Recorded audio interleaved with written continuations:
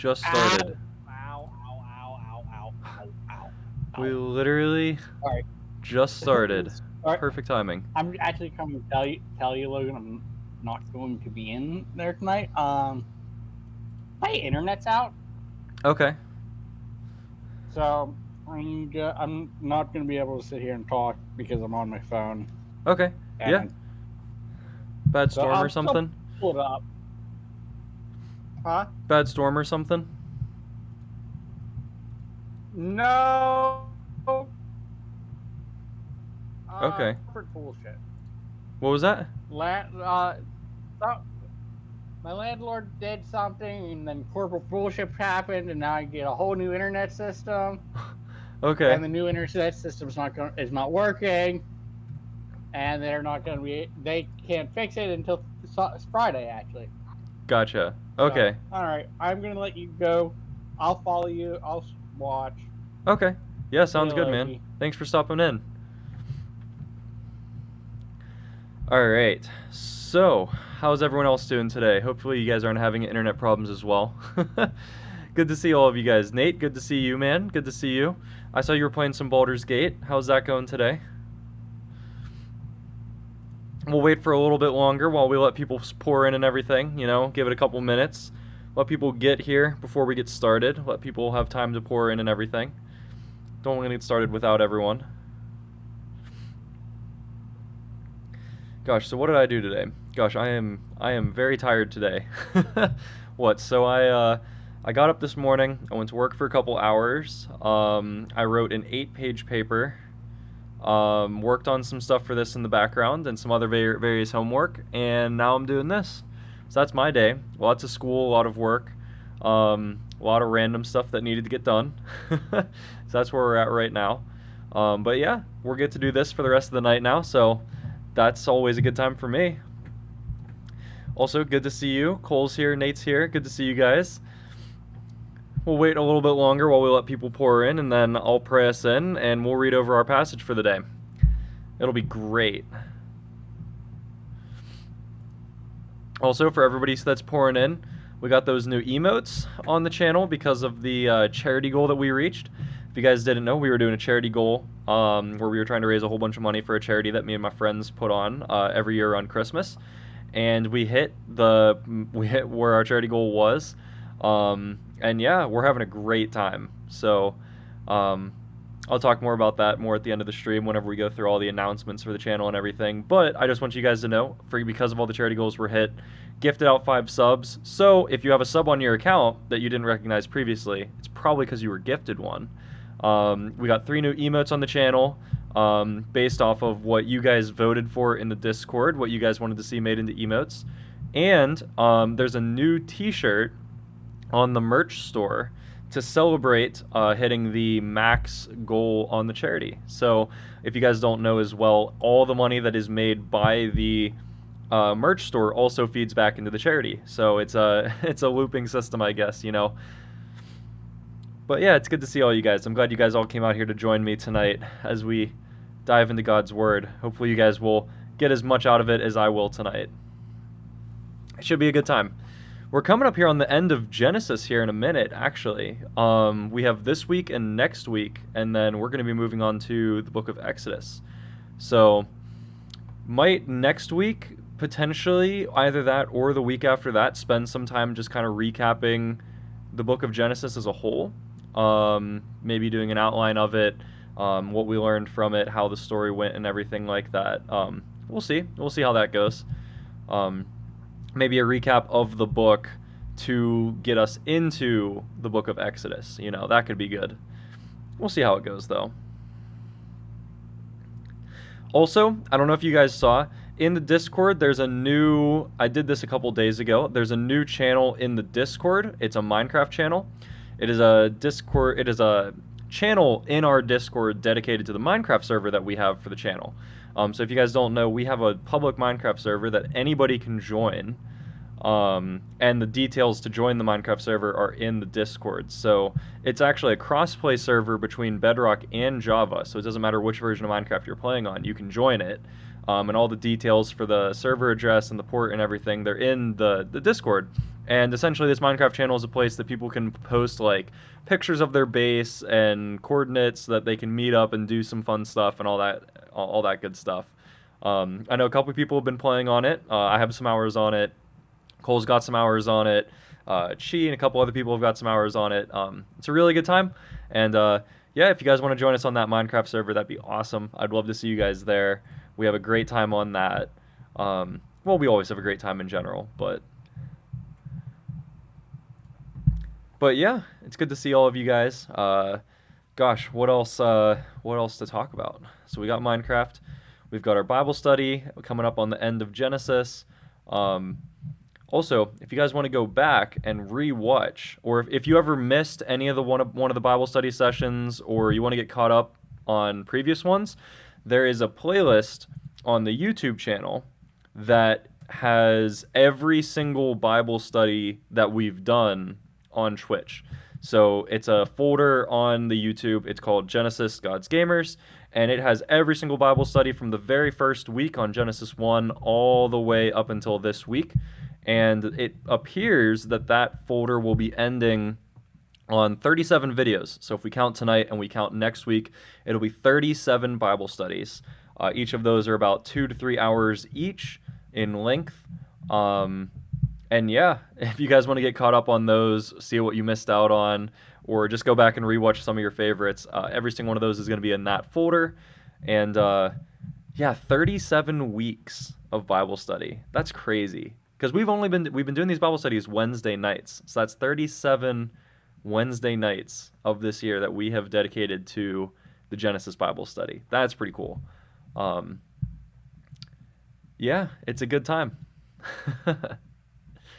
Cole, I'm sorry to hear that your power's out, but hopefully that gets going here a little bit better in a minute.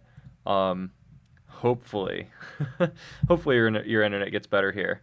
You know, you can get back on that Minecraft world and play some Total War and, you know, join us for some more Bible study than just sitting on your phone. But yeah, wait a couple more minutes while we let people pour in, and then I'll pray us in, and then we'll get going. You guys have anything that you want to talk about before we get started? I want to give it a little bit more time for so people can pour in while we you know, want to make sure that everybody can be here before we get started. Oh, so another update with the Discord. Oh, actually, 2 updates. So first of all, the Minecraft server, I did an update for the Minecraft server as well. So it wasn't just an update onto the Discord for Minecraft. There actually was an update on the Minecraft server as well. So on the Minecraft server, I did an update in the background. So essentially, if you guys don't know, it's vanilla Minecraft on the latest version. You know, that way everybody can play it. You don't have to download any mods or anything crazy like that. We wanted to make the Minecraft server as accessible to anybody to join as possible. So that's why it's crossplay between Java and Bedrock, and it's on the most updated version. It's super easy for anybody to just join. So we have one plugin on the server currently that allows for it to be crossplay between Java and Bedrock. Without that plugin, it's not possible. But I downloaded a second plugin onto the server as well that better meshes the two, because if you guys don't know, there are actually some differences between Java and Bedrock version. Some things with the redstone, some things with combat, all that good stuff. So essentially, the second plugin that I installed kind of parodies a lot of that. So it makes the combat system identical between the two versions. So it's more like the Bedrock version. Makes it easier to play. Essentially, you know, there's weird things whenever you're playing between the two versions. That's one thing. That is a big help. What in the world? Okay, there we go. That was odd. My computer froze for a second. Guess it was trying to figure something out. Well, glad it didn't crash. That's a good thing. Well, I think the camera crashed. There we go. All better again. Yeah, that was weird. Computers froze for a second. Haven't had that happen in a while. But yeah, so the Minecraft server was updated. It's playing with this plugin that helps parody the two versions a little bit better. And gosh, there was something else I was gonna say, but now I'm kind of all tripped up because of that. What was it? So the Minecraft server was updated. The Discord was updated a little bit. I redid some of the graphics for the slides. So if you guys will see here in a second, whenever we swap over to the Bible study screen, you'll see that was changed up a little bit to make it look a little bit nicer, hopefully. I'm trying to think. I feel like there was something else I wanted to say, but I don't remember what it was now. Anyways. All right, well, we're coming up on 8:10 here. I don't want to keep you guys waiting any longer, but I figured I would wait a second for people to fly in. So I'll pray us in real quick, and then I guess we'll get started. We'll just do the same thing we always do.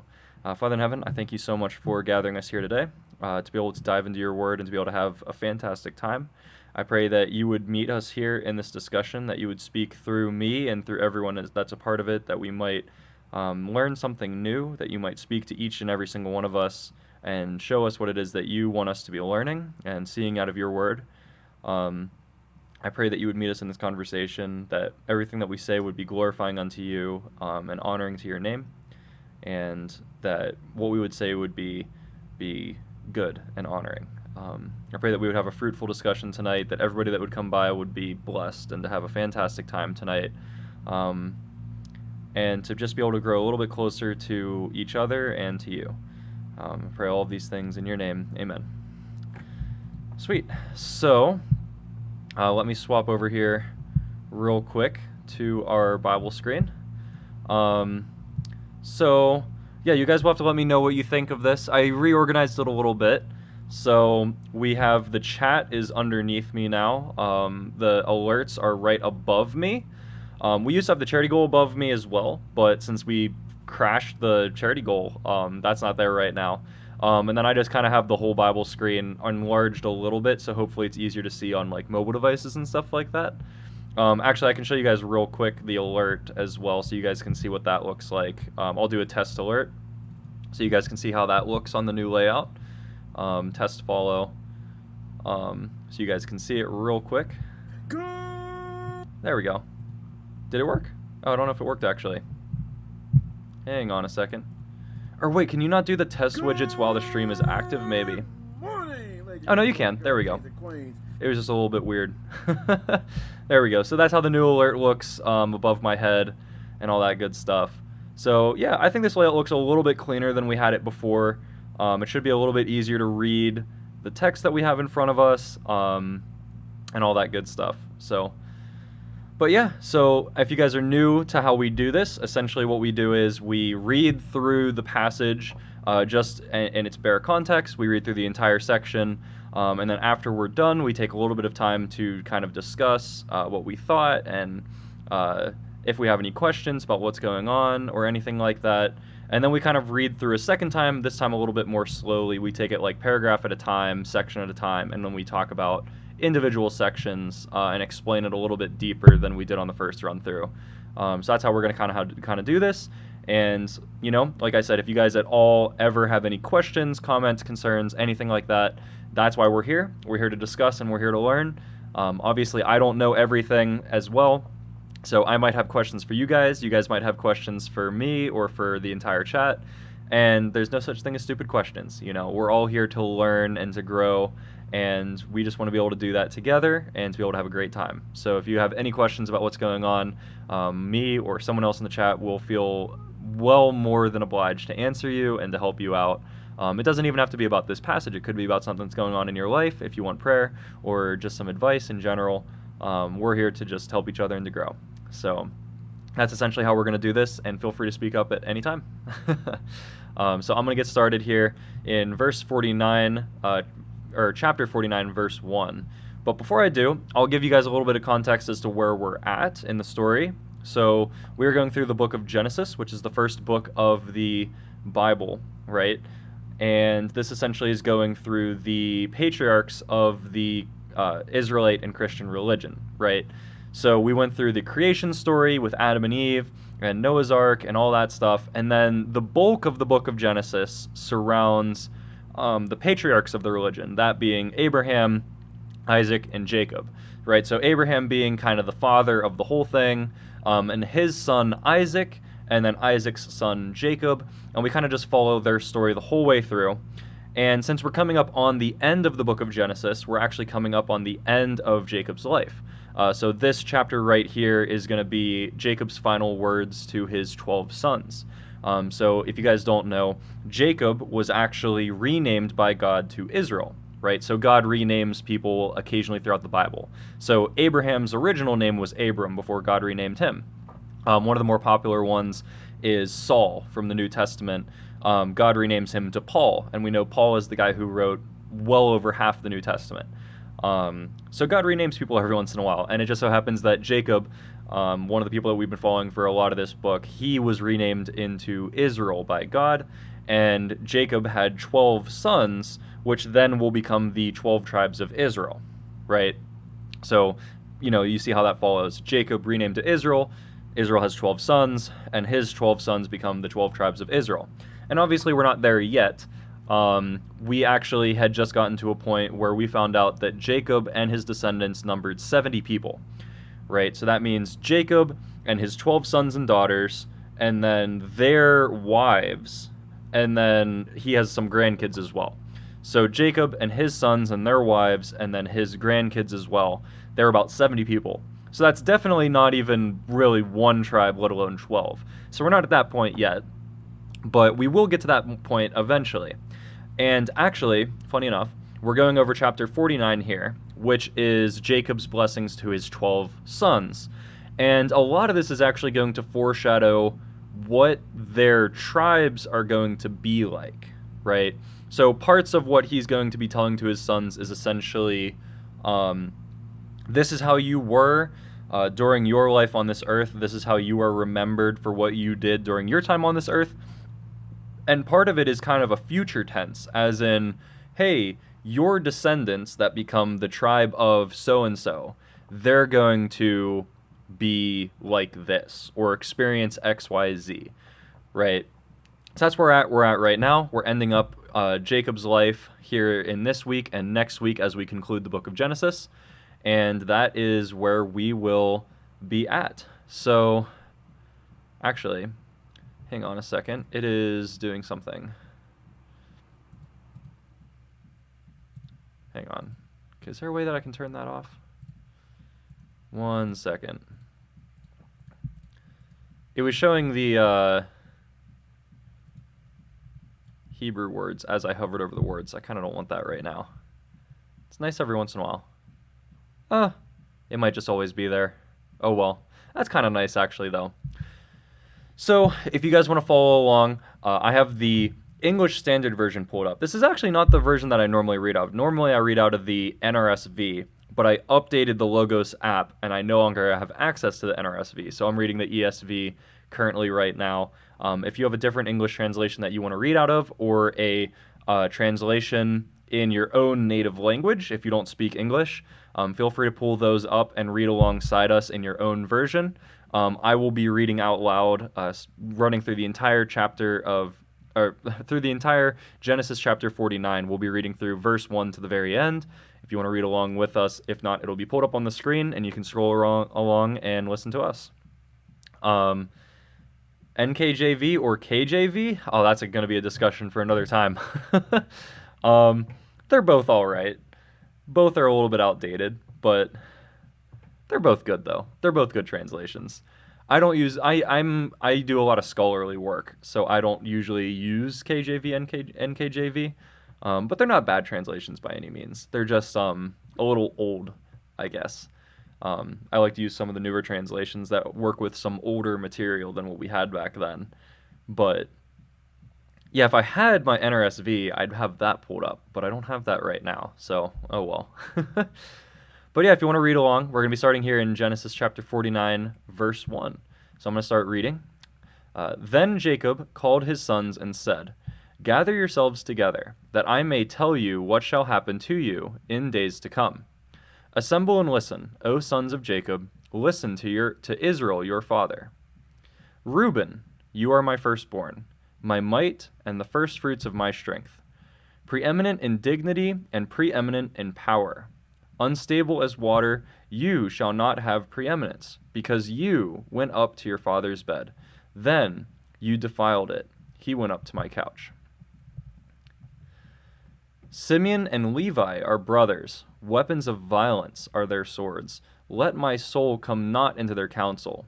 O my glory, be not joined to their company, for in their anger they killed men, and in their willfulness they hamstrung oxen. Cursed be their anger, for it is fierce, and their wrath, for it is cruel. I will divide them in Jacob and scatter them in Israel. Judah, your brothers shall praise you, and your hand shall be on the neck of your enemies. Your father's sons shall bow down before you. Judah is a lion's cub. From the prey, my son, you have gone up. He stooped down. He crouched as a lion, and as a lioness. Who dares rouse him? The scepter shall not depart from Judah, nor the ruler's staff from between his feet, until tribute comes to him, and to him shall be the obedience of the peoples. Binding his foal to the vine, and his donkey's colt to the choice vine, he has washed his garments in wine, and his vesture in the blood of grapes. His eyes are darker than wine, and his teeth whiter than milk. Zebulun shall dwell at the shore of the sea. He shall become a haven for ships, and his border shall be at Sidon. Issachar is a strong donkey, crouching between the sheepfolds. He saw that a resting place was good, and that the land was pleasant. So he bowed his shoulder to bear, and became a servant at forced labor. Dan shall judge his people, as one of the tribes of Israel. Dan shall be a serpent in the way, a viper by the path, that bites the horse's heels, so that a rider falls backward. I wait for your salvation, O Lord. Raiders shall raid Gad, but he shall raid at their heels. Asher's food shall be rich, and he shall yield royal delicacies. Naphtali is a doe let loose that bears beautiful fawns. Joseph is a fruitful bow by a spring. His branches run over the wall. The archers bitterly attacked him, shot at him, and harassed him severely. Yet his bow remained unmoved. His arms were made agile by the hands of the mighty one of Jacob. From there is the shepherd, the stone of Israel. By the God of your father who will help you, by the Almighty who will bless you, with blessings of heaven above, blessings of the deep that crouches beneath, blessings of the breasts and of the womb. The blessings of your father are mighty beyond the blessings of my parents, up to the bounties of the everlasting hills. May they be on the head of Joseph, and on the brow of him who was set apart from his brothers. Benjamin is a ravenous wolf, in the morning devouring the prey, and at evening dividing the spoil. Actually, I'm sorry. We were not going the whole way through chapter 49. We're going to stop at verse 28, and we're going to go through this first part. And then, if we have time, we'll do the last section as well. But as of right now, we're just doing 49 verses 1 to 27. Sorry about that. BWN. Beeble William Morgan is my preferred Welsh translation. I wish I could read Welsh. I was only half listening and now I'm confused. Okay, so Cole, what are you confused about? Let me catch you up. And anybody else, before we get into kind of like the paragraph for paragraph stuff, you guys have anything that you guys want to talk about? Anything that you have questions about, concerns, anything like that? This is the time to do it. This is the time to ask the good questions. I always say that there's no such thing as a bad question unless if I'm asking it. Then it can be a bad question. Or stupid question. Sorry, that's what I was looking for. I'm going to pull down one of my commentaries because there was actually a couple things out of this specific commentary that I wanted to read over. So I'll get to that in a little bit. And I think there was also something in Matthew Henry that I wanted to read as well.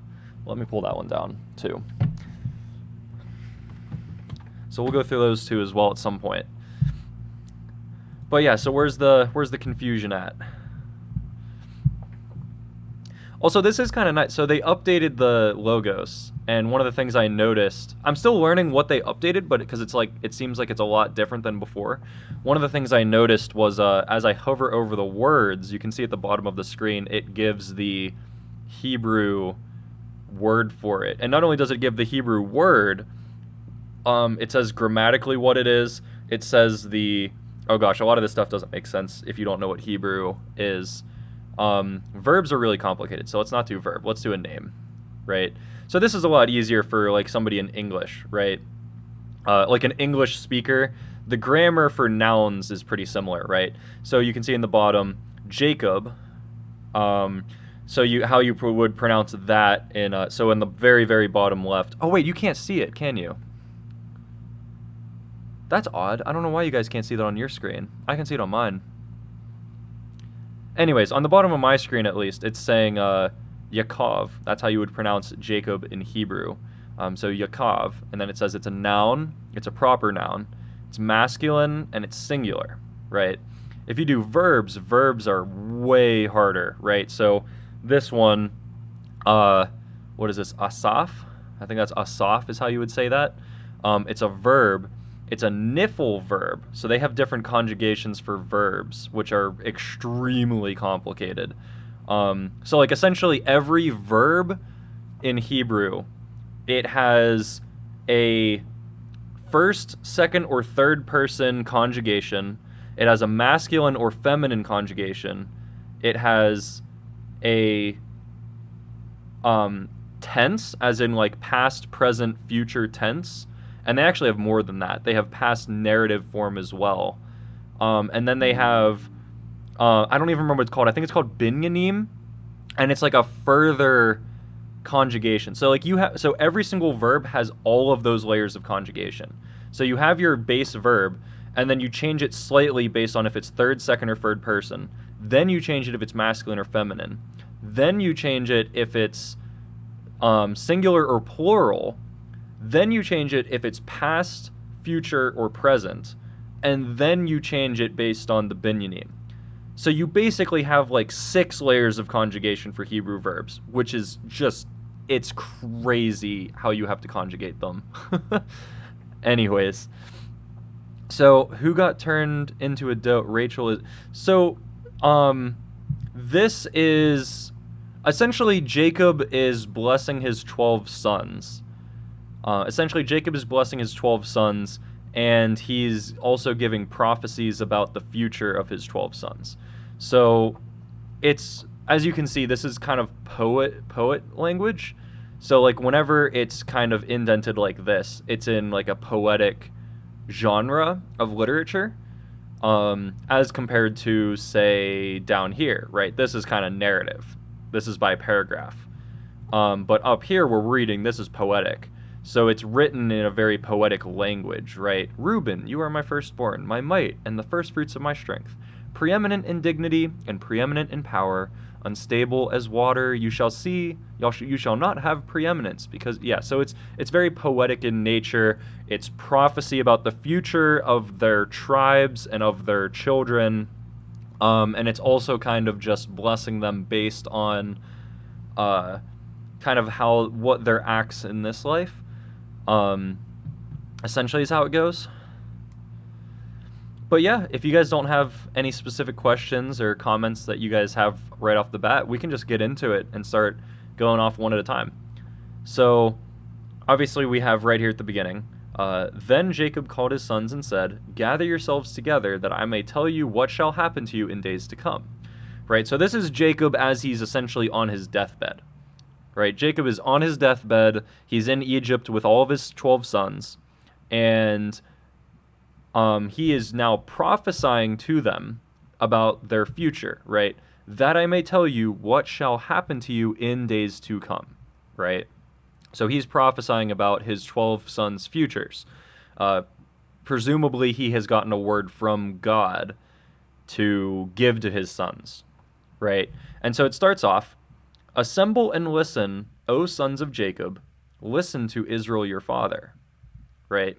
And so it's interesting. You assume that Jacob is saying this. But it's said in the third person, right? So assemble and listen, O sons of Jacob, listen to Israel your father. We're assuming that Jacob is saying this. So why is he saying it in the third person? Why wouldn't it be, assemble and listen, O sons of mine, listen to your father, right? Like, why wouldn't it be listed like that? Well, I am assuming that Jacob is saying this. I'm not assuming that it's anybody else who's saying this. But I will say, this is probably Jacob speaking a word from God, right? This is probably God is giving a specific word to Jacob, and Jacob is saying it out loud to his sons, right? So most likely, God is saying through Jacob, assemble and listen, O sons of Jacob, listen to Israel your father. So even though Jacob is the one saying the words physically, he's probably receiving the word from God, which is why God is saying, assemble and listen to Jacob your father, right? God is saying that to Jacob's sons. God is saying to Jacob's sons, listen to your father, right? At least that's how I'm assuming this is going, right? And so it seems as though the blessings are going to be given in order of birth of the sons, right? So it seems that they are going to be given in order of birth. So Reuben, the firstborn, right? Reuben, you are my firstborn, my might, and the firstfruits of my strength, preeminent in dignity and preeminent in power, unstable as water. You shall not have preeminence, because you went up to your father's bed. Then you defiled it. He went up to my couch, right? So this first part's pretty good. You are my firstborn, my might, and the firstfruits of my strength, preeminent in dignity and preeminent in power. That's a pretty good blessing, right? Then it starts to change, because what is this? You shall not have preeminence because you went up to your father's bed, then you defiled it. What is this talking about? So one of the things that you guys are going to see is that a lot of these are based off of things that these guys did previously in this book. So I don't remember what chapter it was, but there was this little interlude in between some of the chapters where it mentioned Reuben took one of Jacob's wives and slept with her. Right, so that's what this is talking about. You shall not have preeminence because you went up to your father's bed and defiled it. Right, and so that's another reason why I'm thinking this is probably God speaking through Jacob. Because why would Jacob be saying, you went up to your father's bed, referring to himself? Right, this is probably God speaking through Jacob, saying, hey, you went into your father Jacob's bed and defiled it. Right, so this is probably God speaking to Reuben specifically, right? Not Jacob speaking to Reuben specifically. Even though it's Reuben's words, it's probably coming from God. God is probably putting the word in Jacob's mind, right? And this is another reason for me to believe that. So this is referring back to however many chapters ago it was when Reuben took one of Jacob's wives and slept with her. That's what this is talking about. Right, so this is kind of, the first half of the blessing is kind of good. You know, you are my firstborn, my might, and the firstfruits of my strength. Second half, hey, but you will not have preeminence because you went into Jacob's bed and slept with one of his wives. Right? So Reuben's kind of 50-50. He's kind of got half a good blessing, half a not so great one. Then we have Simeon and Levi. They're given a blessing together. I think they're the only ones that are given a blessing together. I think everyone else's is individual. But they get a longer one as well. So Simeon and Levi are brothers. Weapons of violence are their swords. Let my soul come not into their counsel. O my glory, be not joined to their company, for in their anger they killed men, and in their willfulness they hamstrung oxen. Cursed be their anger, for it is fierce, and their wrath, for it is cruel. I will divide them in Jacob and scatter them in Israel. So Simeon and Levi are given a pretty bad blessing. God is like, hey, you guys are violent, and you're going to suffer because of that. I'm going to punish you guys for all of the terrible atrocities that you guys committed. And if you guys don't know what this is referring to, this is also referring to something that happened in this book. Right, so there is a story with, gosh, what's her name? I think it was Dinah. Anyways, so Jacob has 12 sons and one daughter. Right, so there's the 12 sons of Israel, and then Jacob also has a daughter as well. I believe her name was Dinah, if I remember correctly. And essentially one of the Canaanite princes took Jacob's daughter, their sister, by force, and as a result, Simeon and Levi went and killed like this whole tribe of people. They were like, yo, your prince is going to take our sister by force. That ain't going to fly with us. And they just kind of went in and they just killed everyone. Right? And Jacob scorned them for it. Jacob was like, listen, you know, what this guy did to your sister was horrible, but it was not the right thing of you to go in and kill all of these people for the sins of one man. Just because the prince messed up and did this does not mean you should have taken your anger out on the entire tribe of people. So Jacob actually told them off for doing that. And the Simeon and Levi weren't seen as being in the right for seeking revenge on the people. Obviously, what the prince did to their sister was horrible, but that being said, Simeon and Levi were not right in their seeking of revenge against the people. So that is what I believe this is referring to. You know, Simeon and Levi are brothers. Weapons of violence are their swords. And then the final part of the blessing is, hey, I will divide them. I will divide your tribes. I will divide your people. So that's how Simeon and Levi go. Judah has a long blessing. Judah has a very long one. Judah and Joseph, I believe, are the two longest. So Judah, your brothers shall praise you. Your hands shall be on the neck of your enemies. Your father's sons shall bow down before you. Judah is a lion's cub. From the prey, my son, you have gone up. He stooped down. He crouched as a lion, and as a lioness, who dares rouse him? The scepter shall not depart from Judah, nor the ruler's staff from between his feet, until tribute comes to him, and to him shall be the obedience of the peoples. Bring his fowl to the vine, and his donkey's colt to the choice vine. He has washed his garments in wine, and his vesture in the blood of grapes. His eyes are darker than wine, and his teeth whiter than milk. So Judah has a long blessing. And this is a good blessing. So Judah actually has a very good blessing. And this is very funny because Judah, out of all of Jacob's sons, Judah seems to have the most character growth. We see stories with Reuben where Reuben kind of makes some mistakes here. And like, Reuben isn't the worst in the world. Reuben sticks up for his brother Joseph and does a couple other good things, but he has this bad moment where he sleeps with his father's wife. Simeon and Levi, the story that we get with them, they went and killed these people. That wasn't very great. But Judah actually has character growth. Judah starts off really bad, like one of the worst of all the brothers, and actually works his way up to being one of the most honorable. So the first time that we get a story with Judah actually is in this really weird instance with his 3 sons, right? So Judah has 3 sons, and 2 of his sons were so wicked that God killed them, which that is extremely odd, right? Genesis, the book that we've been reading through, Genesis, has been full of some really wicked people, right? The book of Genesis has been filled with some really, really messed up and crazy wicked people. But, that being said, God has never put any of those people to death, right?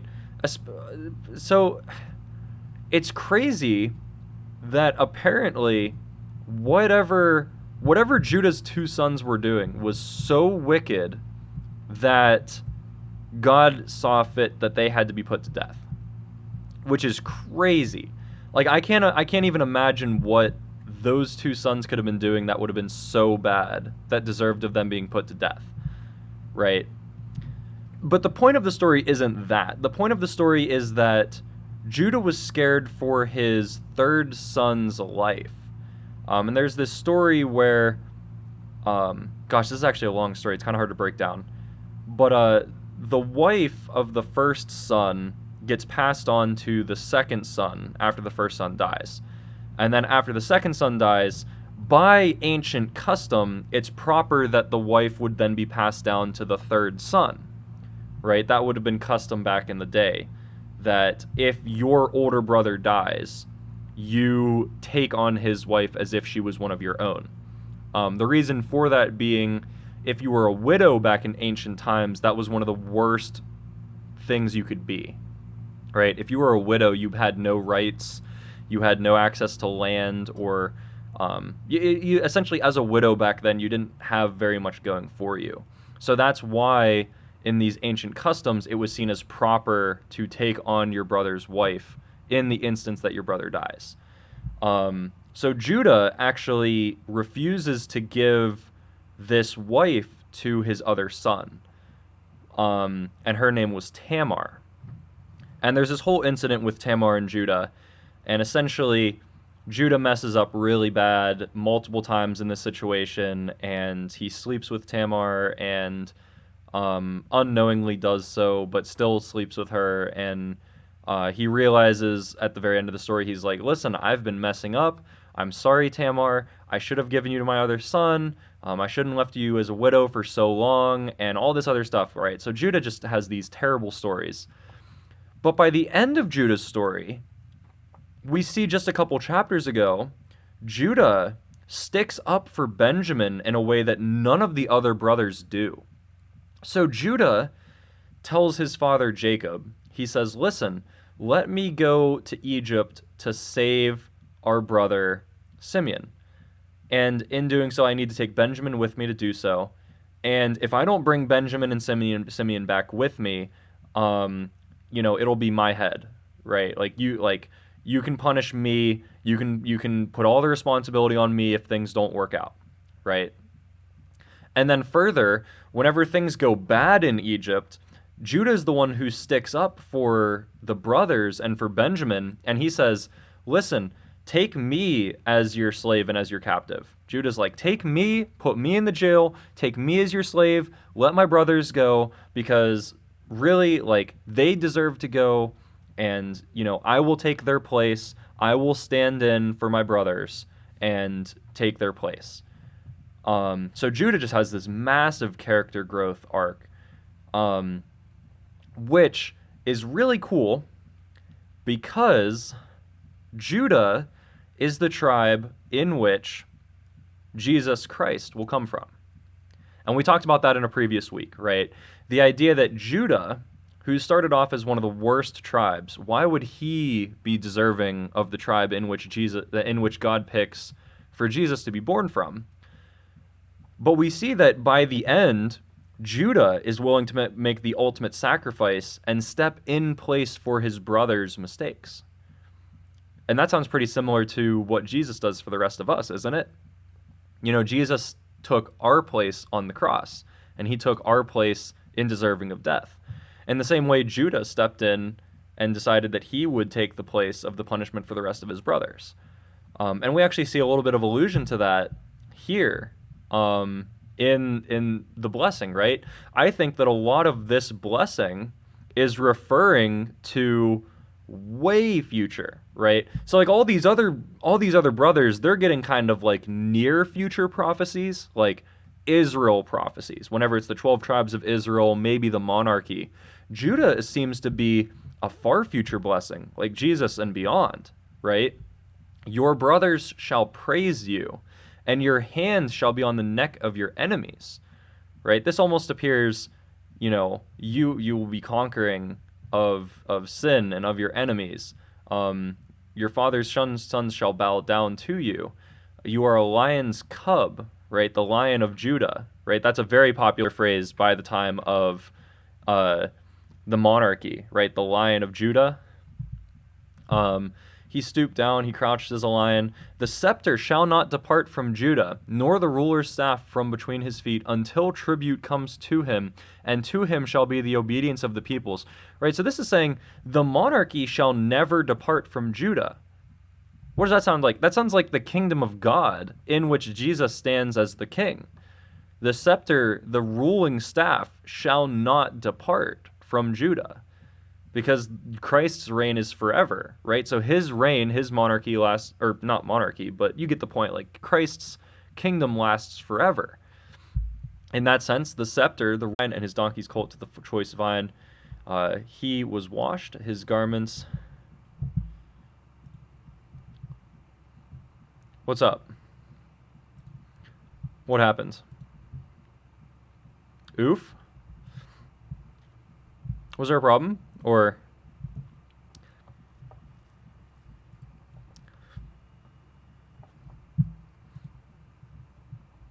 You went offline for... Oh, really? Wait, how long was it offline for?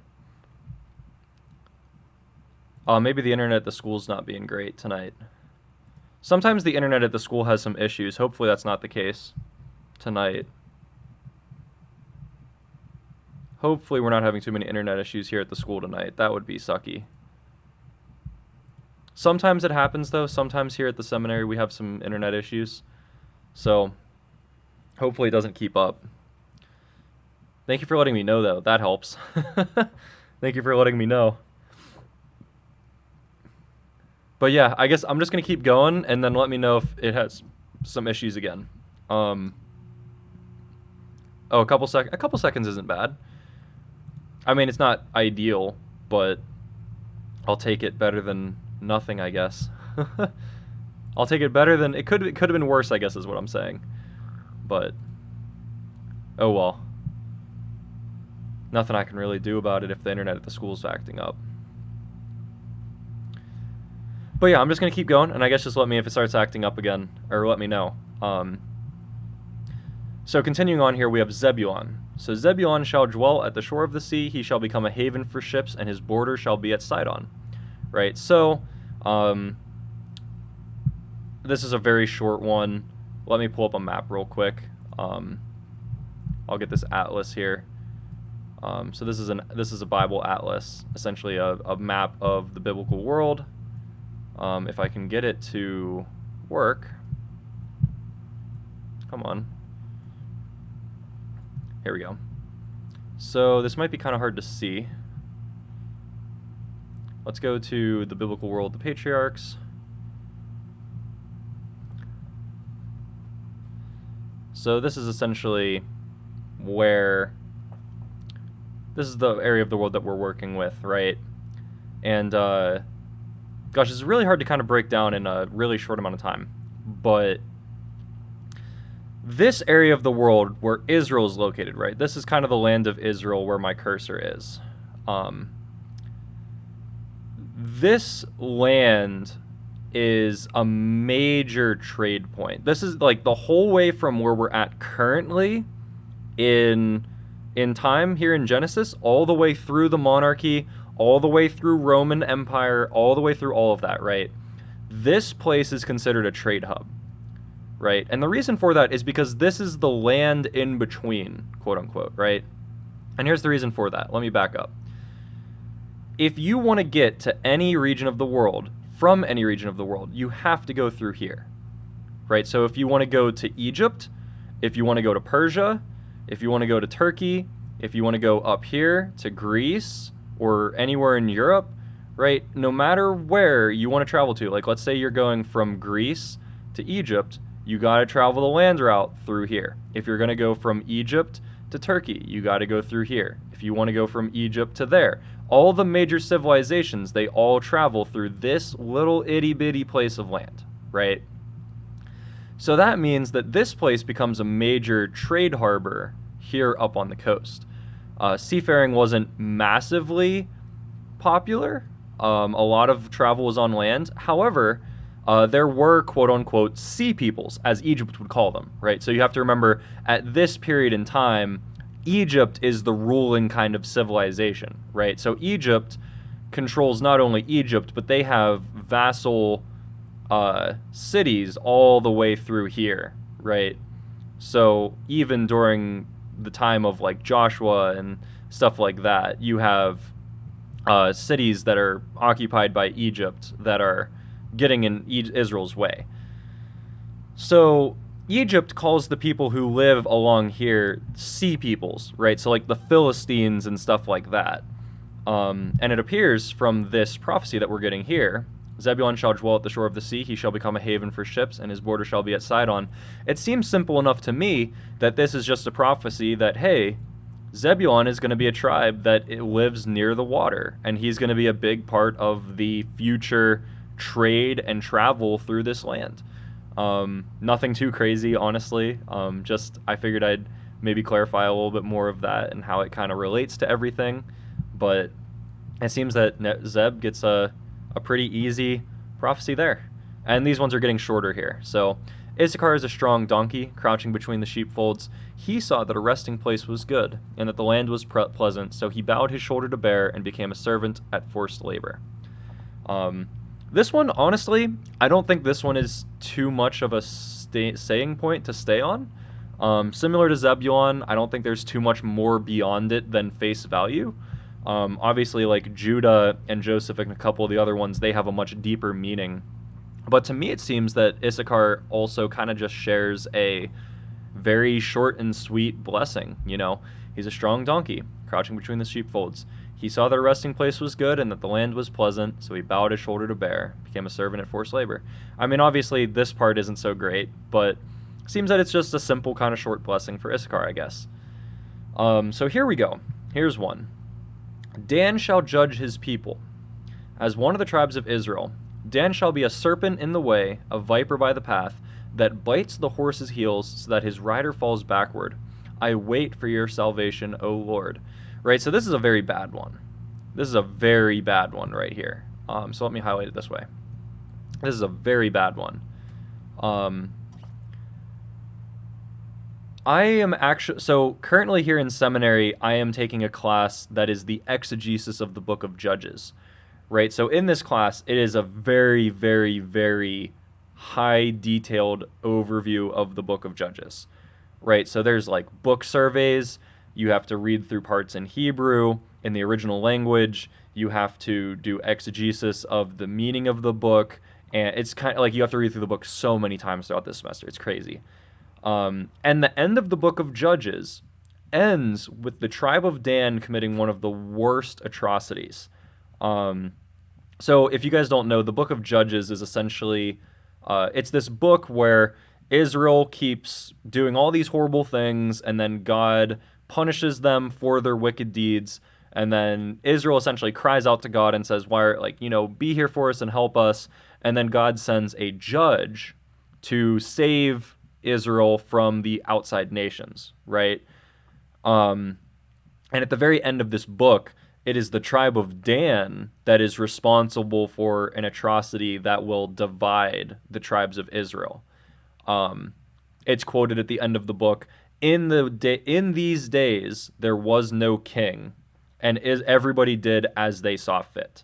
Right? It was just a completely like anarchy land, and everybody did what they wanted, and a big part of that was kind of just Dan, right? Like a good example was Dan, and they did exactly this. They sat on the way, a viper by the path, ready to strike, and they did something pretty horrible. And I won't get into that right now because that's a whole story in of itself. But I think this is probably a prophecy towards Judges, whenever the tribe of Dan will do something really horrible. And then we get three really short ones here. Let me see real quick. Donkeys are good for protecting the herd for coyotes and dogs, and maybe so are you saying that in regard to Issachar? Right? So you're saying Issachar being a strong donkey, essentially the donkey is protecting the sheep, like protecting the people. I mean, that would make sense. If this is saying Issachar is going to be like a protector of the other tribes, I mean, I think that would make sense, right? He's a strong donkey crouching between the sheepfolds.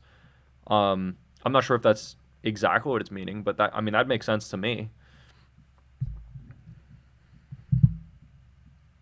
Yeah. I mean, I'd say that makes sense. That makes a ton of sense to me.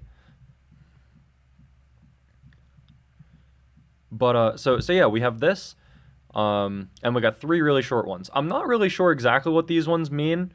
My best guess is that they're short because they don't really have any kind of deeper meaning to them, right? So we have raiders shall raid Gad, and he shall raid at their heels. Maybe this is referring to some kind of stuff that goes on during the time of Judges. Maybe it refers to something in the monarchy. I'm not really sure. Asher's food shall be rich, and he shall yield royal delicacies. I guess this just means, hey, Asher's going to be a good farmer, a good, I'm not sure. And then Naphtali is a doe let loose that bears beautiful fawns. This is also kind of an odd one. I guess the point is Naphtali is going to have really beautiful offspring. Maybe spiritually speaking, maybe physically speaking. I'm not sure. But these three right here, these really short blessings, they kind of seem to be kind of face value. Hey, you're going to be blessed in this way. Doesn't really seem like it's anything deeper than that to me. And then we have the final two. We got Benjamin and Joseph.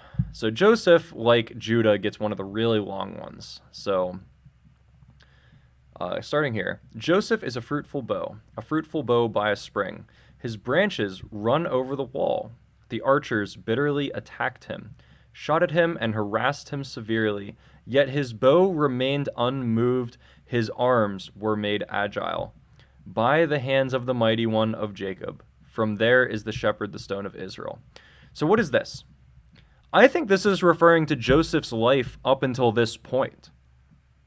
Right? If you guys remember Joseph's story up until this point, he was constantly betrayed and hurt and sent to prison and sold as a slave and betrayed by his own brothers and like all this stuff, right? So it starts off and Joseph is sold into slavery by his brothers.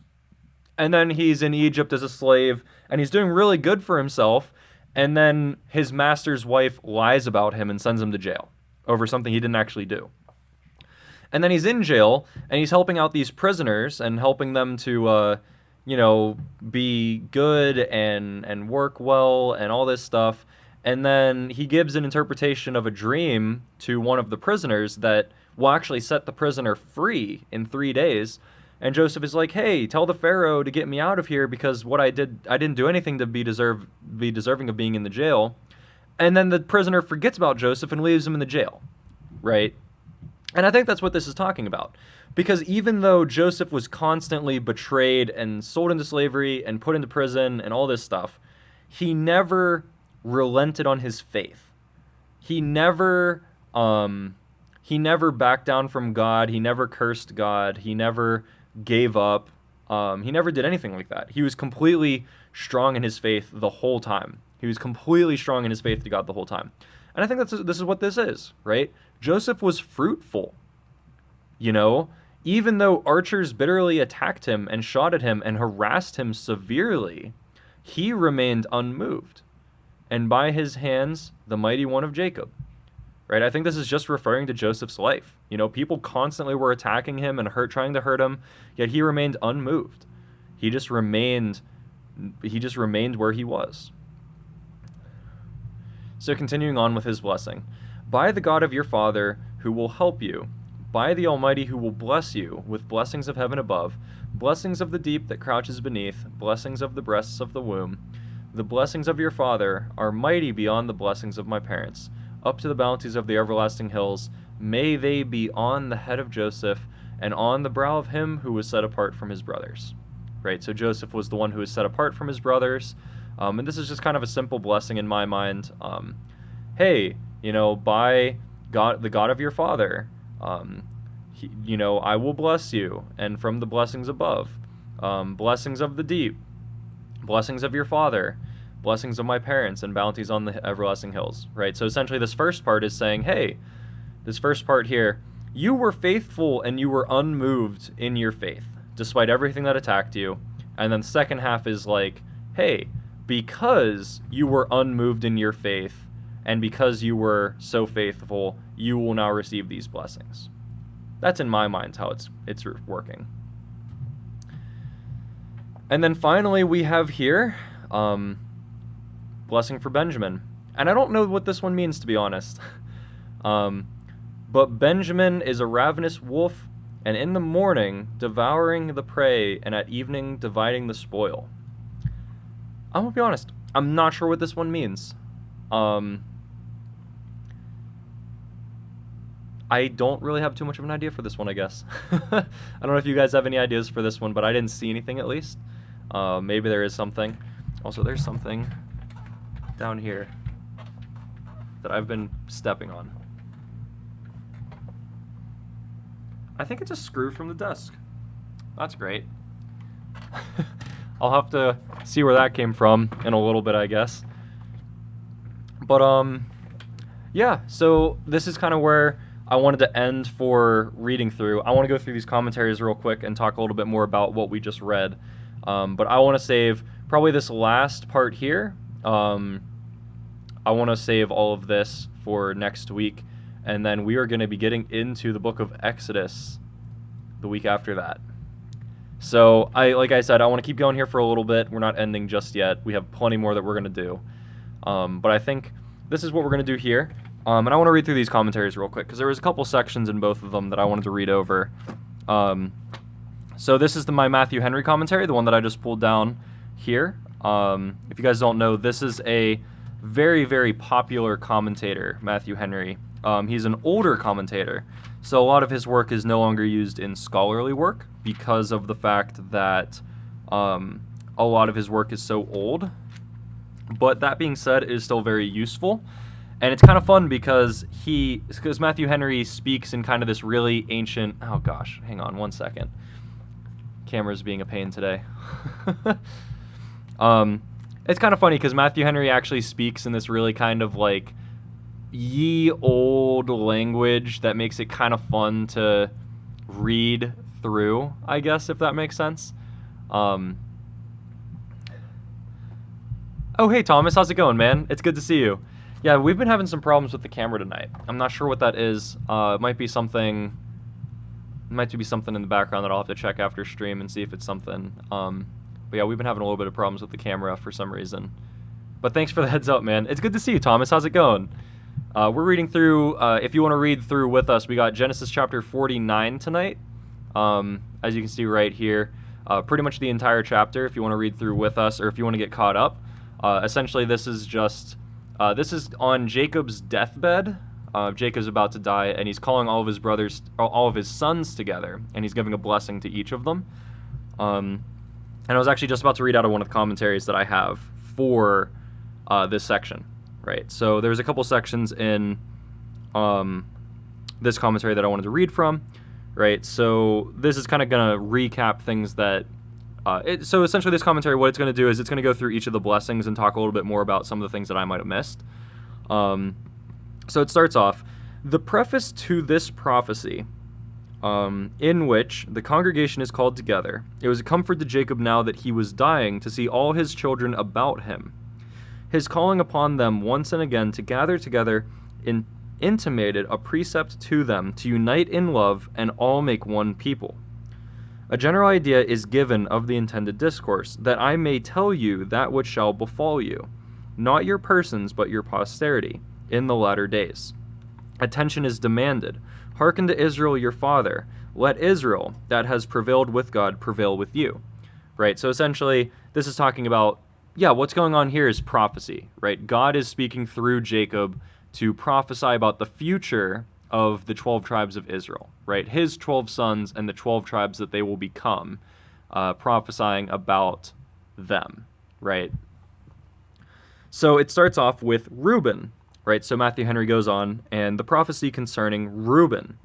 He begins with him because he was the firstborn, but by committing uncleanness with his father's wife, he forfeited the prerogatives of the birthright, right? So that's what I was talking about. Earlier in the book of Genesis, Reuben slept with one of Jacob's wives, right? One of his stepmothers, right? Yes. Reuben slept with one of his stepmothers. So essentially Matthew Henry is saying, listen, even though he was the firstborn, he forfeited his birthright because he committed this unclean act. He shall have all the privileges of a son, but not of a firstborn son. No judge, prophet, or prince is found in that tribe, right? So in the future, God is going to send judges and prophets and kings through the different tribes of Israel, but from Reuben, not a single one of these rulers will come from. Reuben himself seems to have lost all that influence upon his brethren to which his birthright entitled him. For when he spoke unto them, they would not hear. Right, so this is referring back to earlier in the book whenever Reuben would talk to his brothers and his brothers wouldn't even listen to him. Right, so even his brothers didn't respect him as a firstborn. So moving on, the character of Simeon and Levi. So let me pull up theirs. So here we have Simeon and Levi's blessing. So the character of Simeon and Levi, they were brothers in disposition, but unlike their father, they were passionate and revengeful. Fierce and uncontrollable were their swords, which should have been only weapons of defense. Instead, they were weapons of violence. It is not in the power of parents to form the dispositions of their children. Jacob bred his sons to everything that was mild and quiet, and yet they proved to be thus furious. A proof of this is the murder of the Shechemites, right? So that's what I was talking about earlier, right? So this is referring to, saying Simeon and Levi were very violent and with their swords. This is referring back to when they killed the Shechemites, right? Because the Shechemites wronged their sister, Dinah.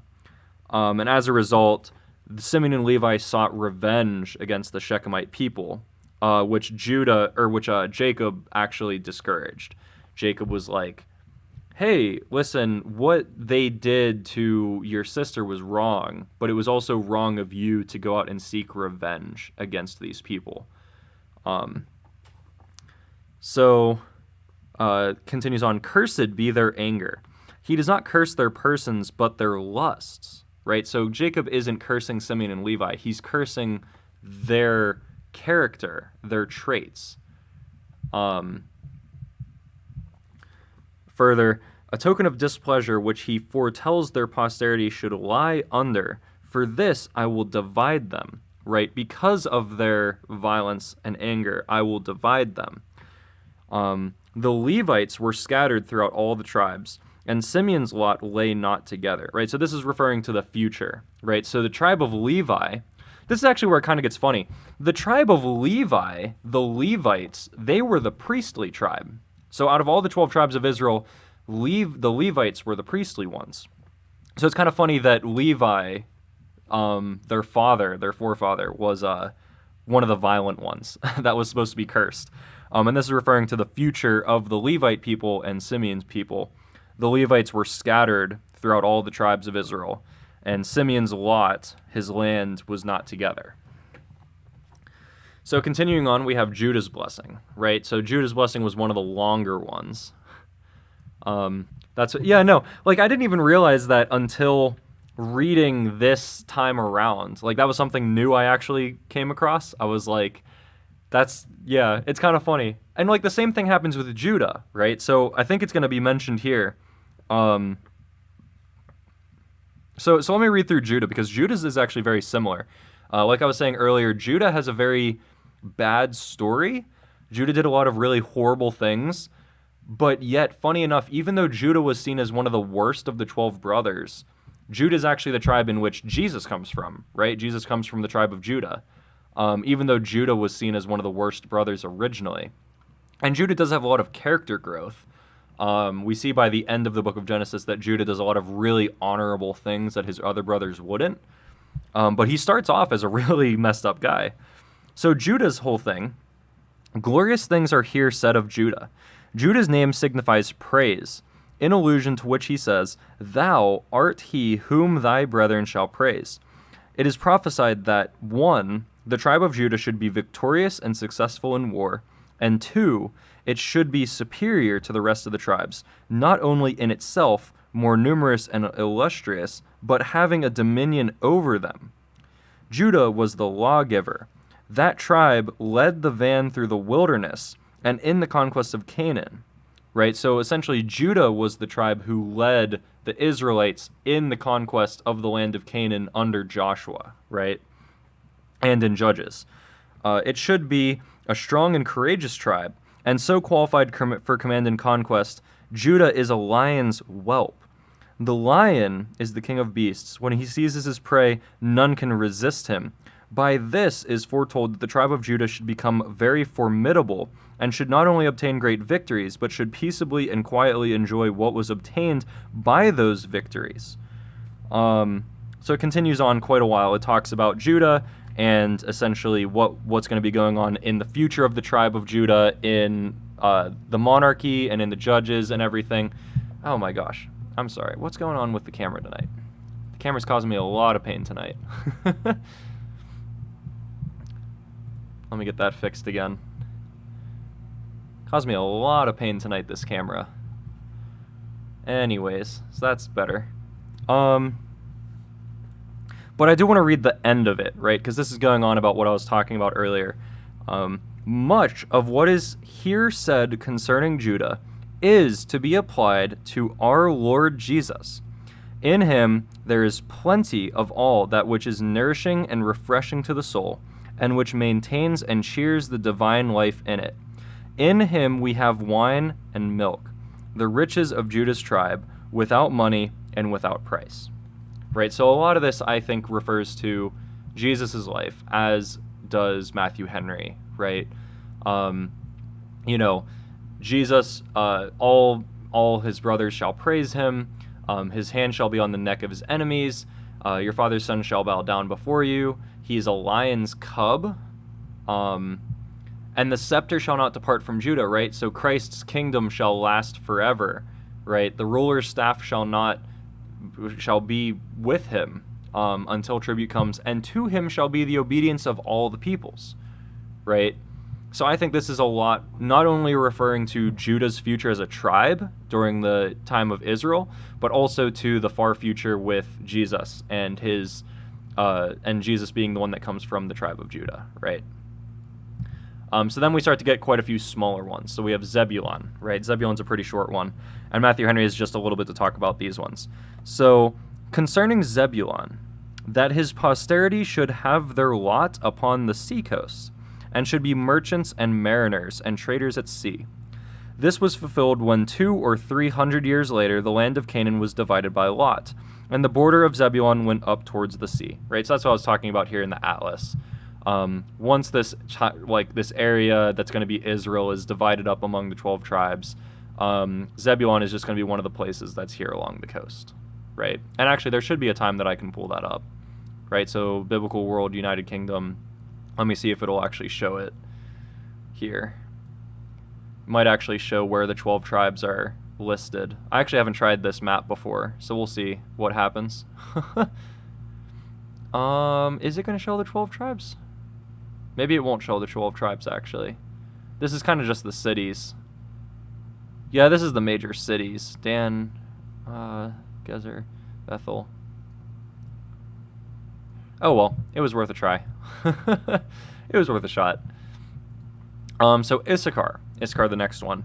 Concerning Issachar, that the men of the tribe should be strong and industrious, fit for labor and inclined to labor, particularly the toil of husbandry, like the donkey, that patiently carried his burden, and and using himself to it, makes it the easier. Issachar submitted to 2 burdens, tillage and tribute. It was a tribe that took pains, and thriving thereby was called upon for rents and taxes. So right, Issachar just kind of becomes a, oh my gosh, what is wrong with the camera today? I'm going nuts. I'm sorry, guys. I don't know why the camera's acting up so much tonight. Oh, maybe somebody's trying to call me. So I'm actually using my phone. My iPhone is the camera. So maybe that might be part of the issue. Maybe somebody's trying to call me and it's interrupting the camera. It'll do that sometimes. Yeah, so this is actually, if you guys don't know, what we use whenever we study here, we use the Logos app. Logos is a Bible study tool that is very, very popular among pastors, preachers, seminary students, people who are really deep in God's word. So it has original language usage and maps and all that stuff. And this is actually the free version. So you can sign up for a free account and download the app. And if you want to buy specific resources, you can, or buy a subscription. But everything that I'm using is actually the free version. So it has these different Bible versions. It has the Atlas. It has the interlinear for the original versions of the Bible, some commentaries and stuff like that. So if you guys want to use this as well, it is a free version of Logos that I'm using. It's a very helpful study tool. But yeah, so Issachar essentially will be a hard worker. He's going to be kind of one to help out the other tribes. And yeah, that's all we got for him. So Dan, like I said, Dan gets a pretty bad one. So let's see what Matthew Henry has to say about Dan.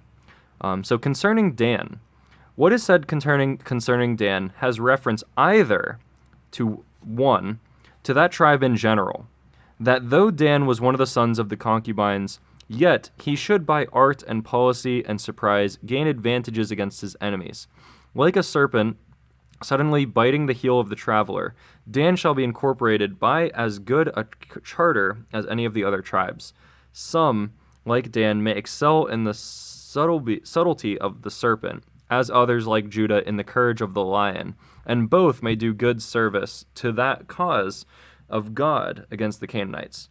Thus was Jacob going on with discourse, but now he relieves with these words, which come in as a parenthesis. I have waited for thy salvation, O Lord. So actually, you know what? This is funny. This is different how I was studying it. I was studying this as a negative connotation towards the tribe of Dan. I thought this was referring to what the tribe of Dan will do in the book of Judges. But Matthew Henry is actually taking this a different direction. He's seeing this as this is referring to the tribe of Dan during the time of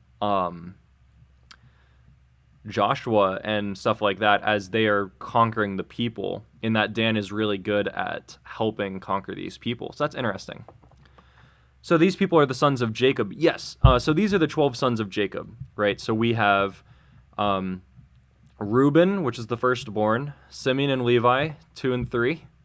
We have Judah, 4. Zebulun, 5. Issachar, 6. Dan, 7. Gad, 8. Asher, 9. Naphtali, 10. Joseph, 11. And Benjamin, 12. So these are the 12 sons of Jacob, and each of them are getting their individual blessings from God through their father Jacob right now. So this is like on Jacob's deathbed. Jacob gathers all of his sons, and now God is speaking through Jacob to prophesy about his 12 sons and talk about what their future is going to look like. And some of them get really long blessings, and some of them only get like a sentence like this, right? So Gad gets a really short one, although Matthew Henry has quite a bit to talk about. So Matthew Henry says, concerning Gad, he alludes to his name, which signifies a troop, foresees the character of that tribe, that it should be a warlike tribe. And so we find in 1 Chronicles that the Gadites were men of war fit for the battle. He foresees that the situation of that tribe on the other side of the Jordan would expose it to the incursions of its neighbors, the Moabites and Ammonites, and he foretells that the troops of their enemies should, in many skirmishes, overcome them. Yet he assures them that they should overcome at the last, which was fulfilled when Saul's time and David's, the Moabites and the Ammonites were wholly subdued. Right, so this is saying Gad is going to be an amazing warrior tribe, and not only is it an amazing warrior tribe, it is specifically referring to later on during the reign of during the time of the reign of King Saul and King David, the Gadites are going to be part of fully conquering some of these other peoples that are causing major troubles for the other people. That must be rough to hear a not so good prophecy for you from God through your own. Yeah, I mean, absolutely. Absolutely. And this is this doesn't appear to be, so like I'll go back up to the beginning of the chapter. This doesn't appear to be Jacob's idea. So, like, as you can see here, assemble and listen, O sons of Jacob, listen to Israel, your father, right? This is Jacob saying these words, but obviously it's in the third person. So it seems to be saying, yeah, no, God is giving a direct word that Jacob is saying, right? Otherwise, why would Jacob be referring to himself in the third person? O sons of Jacob, listen to Israel, your father, right? This is Jacob himself talking. So it appears that this is like a direct word from God to them, which would make a lot of sense. But yeah, so Jacob's just being faithful and saying what God wants. But that being said, like you said, it can't be easy for some of these sons that are getting... And to be fair, it's not too many of them that get a bad thing. So Gad gets a good one, Asher gets a good one, Naphtali, Joseph, Dan seems to get a good one, Issachar, Zebulun, Judah, Simeon and Levi are two of the ones that don't get a good one. Simeon and Levi are like, hey, you're going to be scattered because of your wrath. It wasn't very good. And then Reuben gets an okay one. I mean, Reuben is like, hey, you're mighty in the first fruits of my strength. However, you really messed up this one time with your father's wife. So yeah, you're going to lose part of your privilege. But yeah, for the most part, they're all pretty good. So that's got to be a good thing. It's funny, all of these things I never really realized when I read it myself. Well, I mean, that's why we're reading it together, you know? I don't realize all this stuff on my own, so that's why I read it once or twice, and then I read over these commentaries, and I watch some videos, I study it more, and then we talk about it together, and I learn new things each time. Each time I read through it, I see some new things, and every time I read through the commentaries, they say things that I didn't see on my own, and then we talk about it here in the group, and we learn things that none of us found out on our own, and that's part of the whole thing, you know? Like, we all realize things that we never would have realized before. Like, Cole just earlier was talking to me about how the donkey would have been seen as something that would have protected the herds. And I was like, I never would have thought about it that way before. When it's referring to Issachar being a strong donkey in the sheepfolds, it's referring to him being a protector of the rest of the flock, which is kind of really cool. I would have never seen it that way until Cole said that. But that's why we're here, man.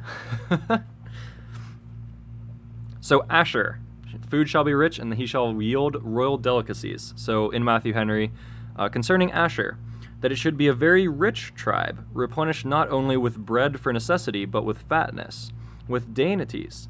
For these exported out of Asher to other tribes, perhaps to even other lands. Right, so a very short one. And Naphtali, another really short one.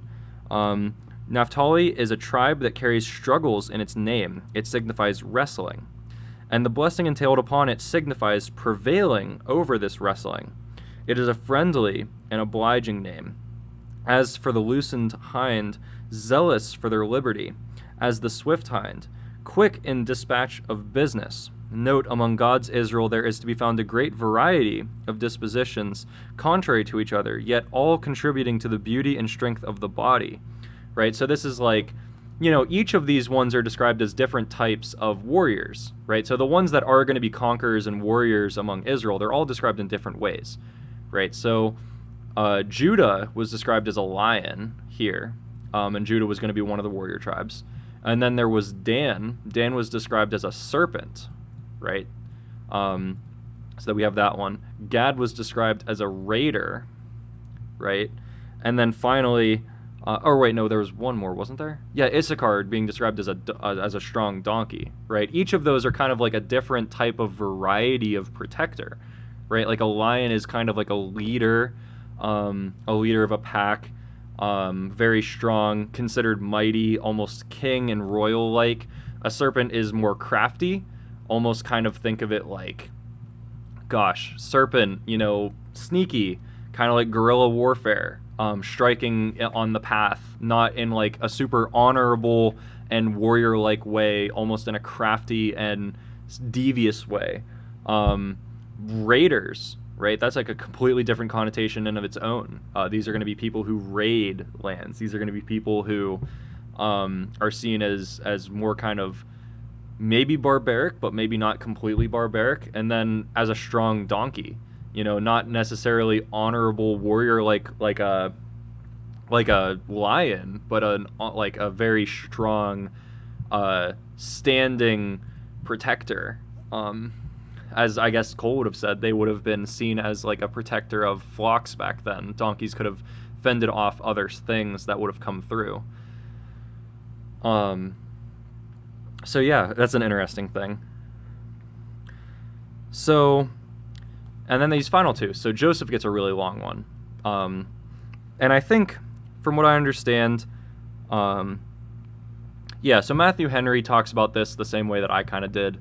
So Joseph, like this first part of the blessing is referring to Joseph in his current life, right? Through Joseph's story that we've just been reading through in the book of Genesis, Joseph was sold into slavery by his brothers and put in prison and all these horrible things that happened to him. And despite all of these things that were happening, Joseph stayed like constant and unmoved in his faith to God, right? And that's what this first part of the blessing is saying, you know. Even though you were attacked bitterly and shot at and harassed severely, you remained unmoved and were agile by the hands of the Mighty One, right? So this first half of the blessing is just like, hey, you were faithful amid things that were happening to you that were really bad. And the second half of the blessing essentially being, hey, because you were so faithful in what you did, you will receive all these different types of blessings, right? Blessings of heaven, blessings of the deep, blessings of your father, like all this stuff, right?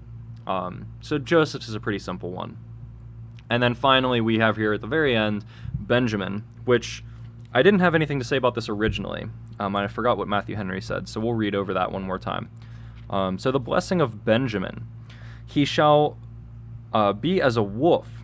It is plain by this that Jacob was guided in what he said by a spirit of prophecy, and not by natural affection.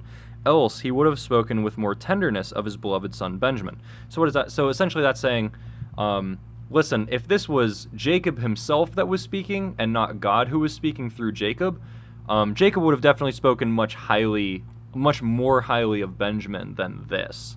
But we know that it's coming from God because Jacob is not speaking really highly of Benjamin. Continuing on, concerning whom he only foresees and foretells him that his posterity should be like a warlike tribe, strong and daring, and that they should enrich themselves with the spoils of their enemies, that they should be active and busy in the world, and a tribe as much feared by their neighbors as any other. Blessed Paul was of this tribe. Actually, I didn't remember that at all. So Paul, like New Testament Paul, who wrote all the letters, he came from, I guess, the tribe of Benjamin. And he did in the morning of his day devour the prey as a persecutor, but in the evening divided the spoil as a preacher. So that's interesting. So this is talking about a relation to Paul, New Testament Paul. Paul was someone who, conquered his own people, the Christians, and then was converted and worked among them.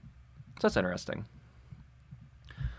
But yeah, so that's Matthew Henry on our section for today. And there's one little section out of this other commentary, Word on Fire. This is the one that I like to use a lot. It's a really good one. There's a little section out of here that I wanted to read as well, real quick, if I can find it. So actually, I remember now. Actually, there was a couple of them. So first of all, here, this is a comment from I don't know who this is off the top of my head, but Saint Teresa Benedicta. From 1891 to 1942 in a sermon, Conversion at Night. And this quote is, "We'll meet again on the great day, the day of manifest glory, when above the head of the Queen of Carmel, the crown of stars will gleam brilliantly, because the 12 tribes will have found their Lord." And this is in reference to, obviously, the end times, but also the 12 tribes of Israel, and essentially their prophecy of the future, right? These 12 tribes who are prophesied about now and that have this prophecy given to them for their short-term future, their long-term future will be found in the Lord, right? So this is their short-term future up through the rest of Israel's history. But as we know, Jesus, who came to restore Israel to its fullness, the 12 tribes and all of that, Jesus, because the 12 tribes will have been found in their Lord, right? This is the restoration of these 12 tribes, the restoration of the people of God. And that one day their far future will be found in him, right? And then one final one, this is from a very early church father, Saint Ephrem the Syrian. His comment, "A wall for the world. Just as Jacob depended on Joseph instead of Reuben the firstborn, so instead of Adam, the firstborn and rebellious one, the world had one son of an older age. In the latter days of the worlds, that the whole world might stand and lean on him, as if a pillar. Rise up, O spring, O building supported. By brothers and sons, through the power of our Lord, the world is supported on the prophets and on the apostles. Joseph became a wall of plenty to his brothers in the time of famine, and our Lord became the wall of knowledge to the world in a time of error." And this is referring again to the fact that even though Reuben was the firstborn, and honestly, this goes even back further than this, right? So, if you guys will remember right, Isaac was not the first son of Abraham. It was actually Ishmael. And yet Isaac was the one that inherited all the blessings of the firstborn son. Jacob was the second-born son of Isaac. It was Esau first and then Jacob. and yet Jacob was the one that received all the blessings of God. In the same way that Reuben, even though he was the firstborn, shall not have preeminence. Joseph was the one who actually cared for his brothers and received a lot of the blessing from God, despite not being the firstborn. And in the same way, even though Adam was the firstborn of mankind, Jesus being the one that we follow, Jesus being the one that appears as the firstborn to lead all of us. And in the same way that Joseph provided for his family, for his people during the time of famine, that quote is saying that Jesus is the one that provides for us during our time of misinformation and error, right? In the time of our sin and misunderstanding, he comes to feed us with knowledge in the same way that Joseph came to feed his family and those that he cared about with food during a time of famine. So yeah, I thought that was really cool. I wanted to read through those real quick. I don't have anything else left in my commentaries. I kind of said all of my thoughts as well. I don't know if you guys have anything else that you guys want to talk about. We've got a little bit of time left. If you guys have any questions, comments, or anything that you guys haven't talked about already, this place is always open. I mean, it's always open, no matter what time of the stream. If you guys have anything that you want to talk about or anything you want to ask, even non-related to what we're talking about for the week. But yeah, I have pretty much everything that I wanted to talk about, and all the commentaries and everything. That's all done. But yeah, we can talk for a little bit if you guys have anything else. Did the stream crash? I don't think so. Is it not working for you still? Or, yeah, I was going to say, it doesn't look like it crashed.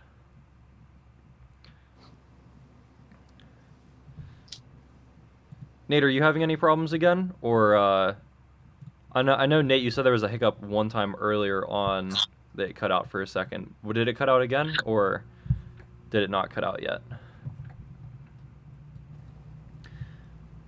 School internet has some rough days. Luckily, the days that the school internet has some problems, it's not too frequently, but there's a once in a blue moon where the school internet's a problem. Yo, what's up? I pulled. Oh, hey, dude, how's it going? Oh, I'm done now, at least, mostly. That's good.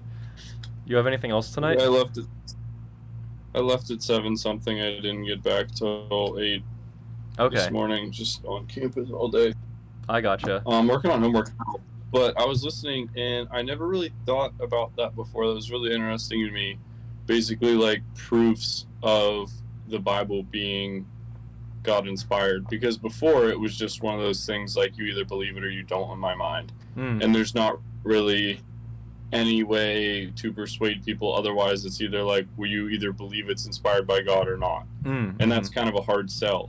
But for there to be proofs, not necessarily proofs, but I guess evidences, if you don't believe, like you said about why wouldn't he, talk about his son in a better light for his future and stuff like that, even though he loved him and whatever else. And that's kind of like, Yeah, and I thought it was. So that's an interesting point that will come up with the prophets.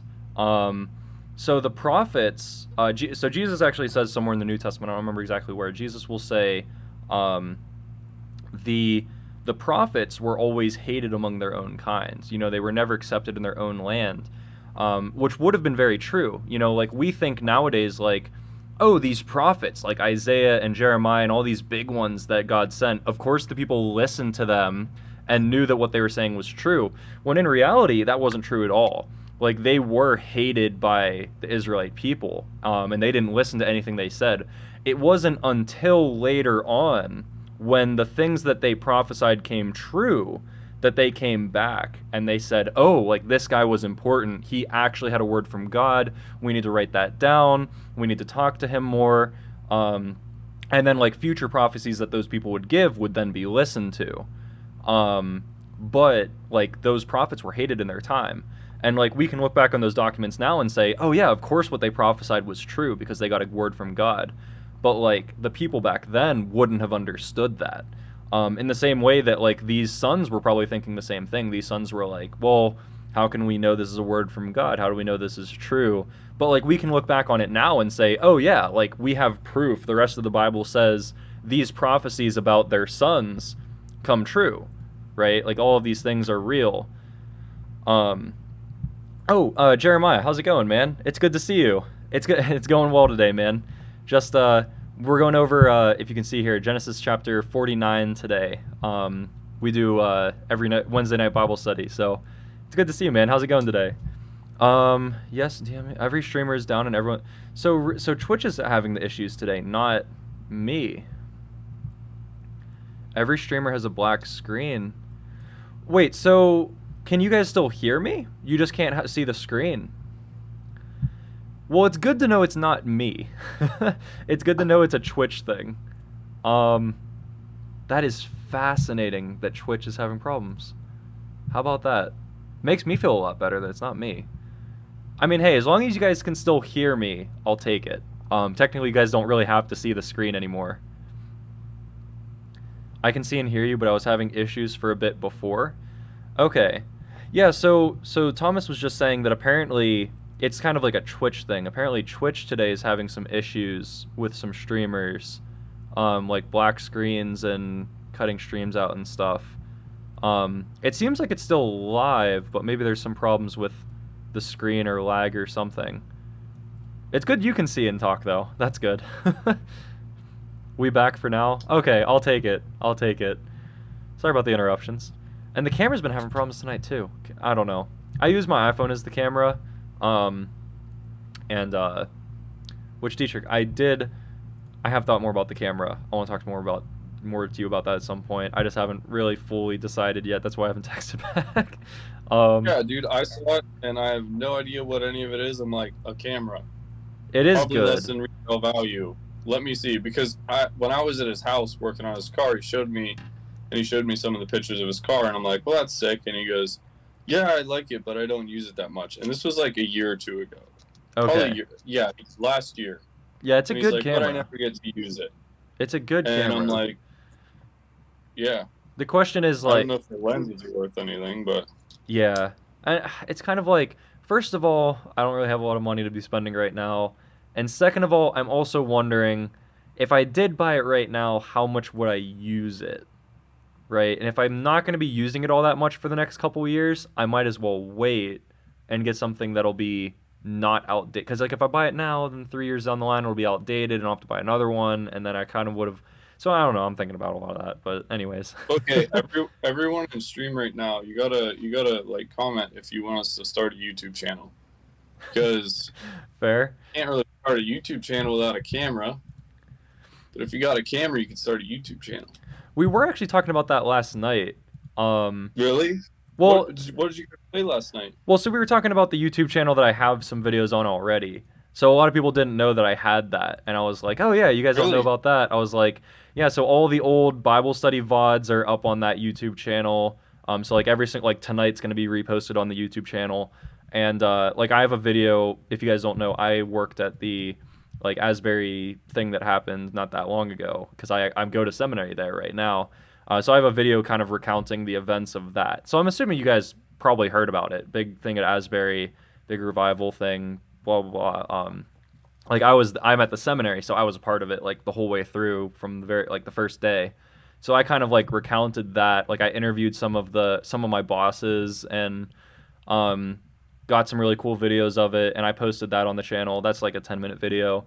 Like there's some specific Bible studies that I posted on YouTube, like videos that were made specifically for YouTube.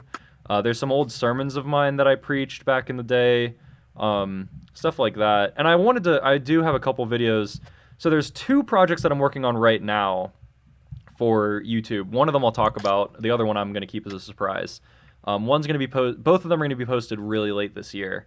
One's going to be a very short video, and essentially that's going to be recounting what happened at the charity thing that we're putting on. So you guys know about the charity. Actually, if you guys don't know, we have a charity for this channel. Also, I'm going to get caught up on chat 1 second. So we have a charity for this channel. Every penny that we get from this channel is going towards it. So like if you subscribe, or if you have an Amazon Prime subscription, or if you give money through PayPal, or if you buy any merch from the store or whatever, every penny of it's getting donated to this charity that me and my friends do. So essentially during Christmas time, we collect all these goods like food and clothes and toys and Bibles and books and stuff, and we kind of pass them out to people who need it right before Christmas. So we've been trying to get a lot of money for that. We actually just hit over $100 on the channel, just I think it was last week, maybe 2 weeks ago. And that was a big thing. So I kind of want to make a video at the end of the year. I want to get some clips of that and kind of some of the behind the scenes and let you guys see kind of what your money was going towards. Kind of like you guys can see, you know, like this is what you guys were donating to. This is like what happened, all the things that happened as a result, all the people who were blessed. And I kind of want you guys to just be filled in on that. So that's going to be one of the videos. It's probably going to be pretty short because I don't want to show a lot of footage of the people that we're giving stuff to. I don't think that'll be really good to do. So I won't be doing that, but I'll kind of just have a couple clips here and there and kind of narrate it. And then I have a second video that I'm going to be posting on YouTube as well that's in the works that I won't spoil yet. That'll be a surprise. But yeah, so we do have a YouTube. We post some stuff too every once in a while, but we'll see. Wait, so what are we talking about Bible? So we are doing a Bible study of the book of Genesis, right? So Genesis being the first book of the Bible. We take like 1 to 2 chapters every single week, and we kind of go through it. So every Wednesday night we do this. And so tonight, for example, we're doing Genesis chapter 49. We did Genesis chapter 49 verses 1 to 27 up to here. And then next week, we're actually going to be finishing the book of Genesis. We're going to be doing 49 verse 28 all the way to the end of the book. And then the week after that, we're going to start the book of Exodus. So we're just kind of like going through the Bible, like 1 or 2 chapters at a time and talking about it. Kind of have like an application at the end of it that we can all kind of like work on as we go by. And yeah, it's a great time. We kind of were just finishing up. So this section today was, this is kind of at the end of Jacob's life. So if you don't know, most of the book of Genesis is surrounding kind of the patriarchs of the religion. So Abraham, Isaac, and Jacob. So Genesis chapter 12 to 50 are all about those 3 characters, Abraham, Isaac, and Jacob. So we kind of follow their story throughout. And this is on Jacob's deathbed. He's bringing all of his 12 sons together, and he's blessing them and prophesying about their future as the 12 tribes of Israel. So if you don't know, Jacob gets renamed into Israel by God. So God renames Jacob to Israel, and then his 12 sons become the 12 tribes of Israel. So this is kind of like prophesying, Simeon and Levi, your descendants, the tribe of Simeon and Levi, they're going to be scattered. And Judah, your descendants, your tribe of Judah is going to become kind of like a lion and kind of prey over the neighboring peoples. And Zebulun, you're going to be a seafaring people in the future, which is kind of cool because like we were just reading through Matthew Henry commentary that I have right here. And it was kind of talking about, hey, we have all this biblical evidence that these things become true later on. Like during during the time of the exile, Levi, the priestly tribe, is dispersed, right? So they're divided and scattered. And Judah does become a warrior tribe, right? And we know that later on, Zebulun, he actually does settle by the sea during the time of the judges. And we know that Gad became a warrior people, so they did raid other nations, right? So it was just kind of an interesting thing. We got to read through this, kind of on Jacob's deathbed, his last final words. So that's what we're talking about this week. And we just kind of take a new chapter or so every week. Your current camera quality is already above average, all things considered, though. Well, I mean, I guess that's true. So, especially for stream, having a 4K camera for a little tiny corner of your screen is like way overkill. Like if I wanted, I could get like a 720p camera and replace the webcam, or like the place that you guys see me right now in the little corner of the screen. That could be a 720p image and you guys probably wouldn't be able to tell the difference. Just because it's so tiny, having a 4K screen in that size is kind of overkill. But I also don't have money to buy a really fancy camera right now. So, But just to make it lag, my guy's gonna eventually get a 4K so that all of you are Well, having trouble streaming. I do know what my next purchase for the stream is going to be once I get the money together. The last purchase actually I take I'll sell you my toaster, Logan. What was that? I'll sell you my toaster. That actually was. I've had that toaster for a while now, but Mine doesn't toast, so. I would have said that this mic was the last thing I bought for this channel, but it kind of wasn't. I've put money in here and there for various other like software things, and like I put in money for the subscribers and various other little things that kind of are behind the scenes, but the last like physical purchase I got was this mic. But there's another physical thing that I want to get. It's funny, Nate, you actually talked about this yesterday on stream. You were talking about a Stream Deck. A Stream Deck actually has been on my list of things to get. It's just so expensive for what you get. But I think it would be really nice. I would want to hook it up to make Twitch clips for me and do stuff on Discord, make it send messages for me. I think it would be really, really convenient. I just need to find the money to set aside for it. Because I got school I got to pay off, and I've got, a million other things that I'm trying to, so we'll see. I'll get it together at some point, maybe. Maybe I'll ask for one for Christmas or something. And the tribe of Zebulon's primary function was maritime trade instead. Well, yeah, so, like it says here, Zebulon shall dwell by the seas, he shall become a haven for ships, and his border shall be at Sidon, right? And, so Matthew Henry's commentary, if I can pull it back up again, it gives some evidence that this was true. Let me read through it again one more time. So, concerning Zebulon, his posterity should have their lot upon the coast, and should be merchants and mariners and traders at sea. This was fulfilled when about 200 to 300 years later, the land of Canaan was divided by lot, and the border of Zebulon went up towards the sea. And this was found in Joshua, 11? Yeah, Joshua 11. So yeah, it's like this stuff becomes true as we see later on in the Bible. These prophecies, they just kind of happen. They're cool, but definitely not necessary, especially for what you're doing now. And exactly, that's why I haven't gotten one yet. It would be very convenient and nice, but at the same time, I don't need one right now. So, if I don't really need one, then it's a lot of money. So, we'll see. But yeah, so that's all I've got for this. I mean, if you guys have, as always, if you guys have any kind of questions or comments that you guys want to make about what we've been talking about today, feel free, and we can still talk about that. I also want to start talking about some of our other stuff. So we've got some announcements that we always do. So first of all, I want to let you guys know, as always, that we have a charity that's going on. So I was talking about that a little bit earlier, so I won't keep talking about it.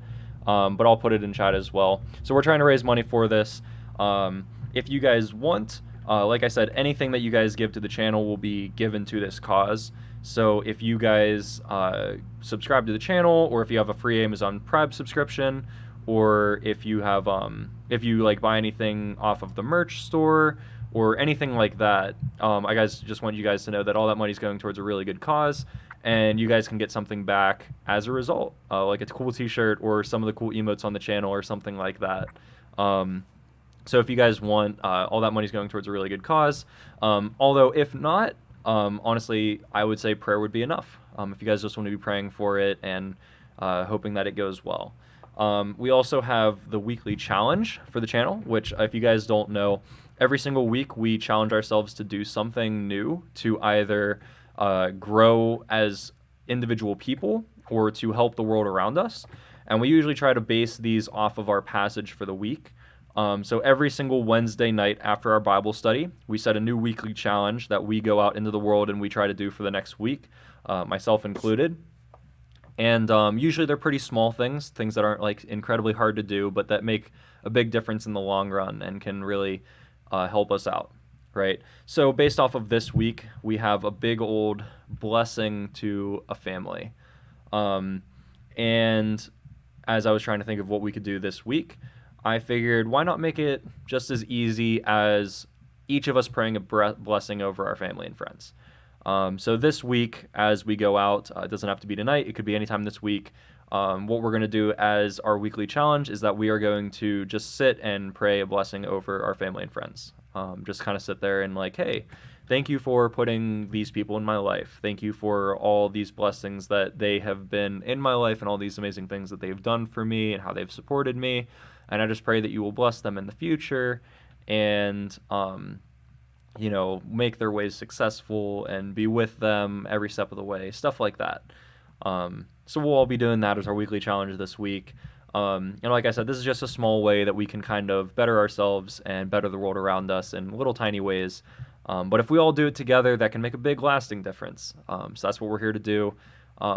This place is a place where we can have fun together, make a community of believers that want to really make a difference in the world, that really want to better ourselves physically, mentally, and spiritually, and financially, which, funny enough, I had somebody tell that to me the other day. They were like, our goal is to better ourselves physically, mentally, spiritually, and financially. And I was like, oh, I never thought about the financially one. But anyways, that was a funny thing. But yeah, that's why we're here. We just want to better ourselves. We want to grow in all those areas and become better. And we really just want to better the world around us. So if you want to join us on that journey of doing all those things, this is the place to do it.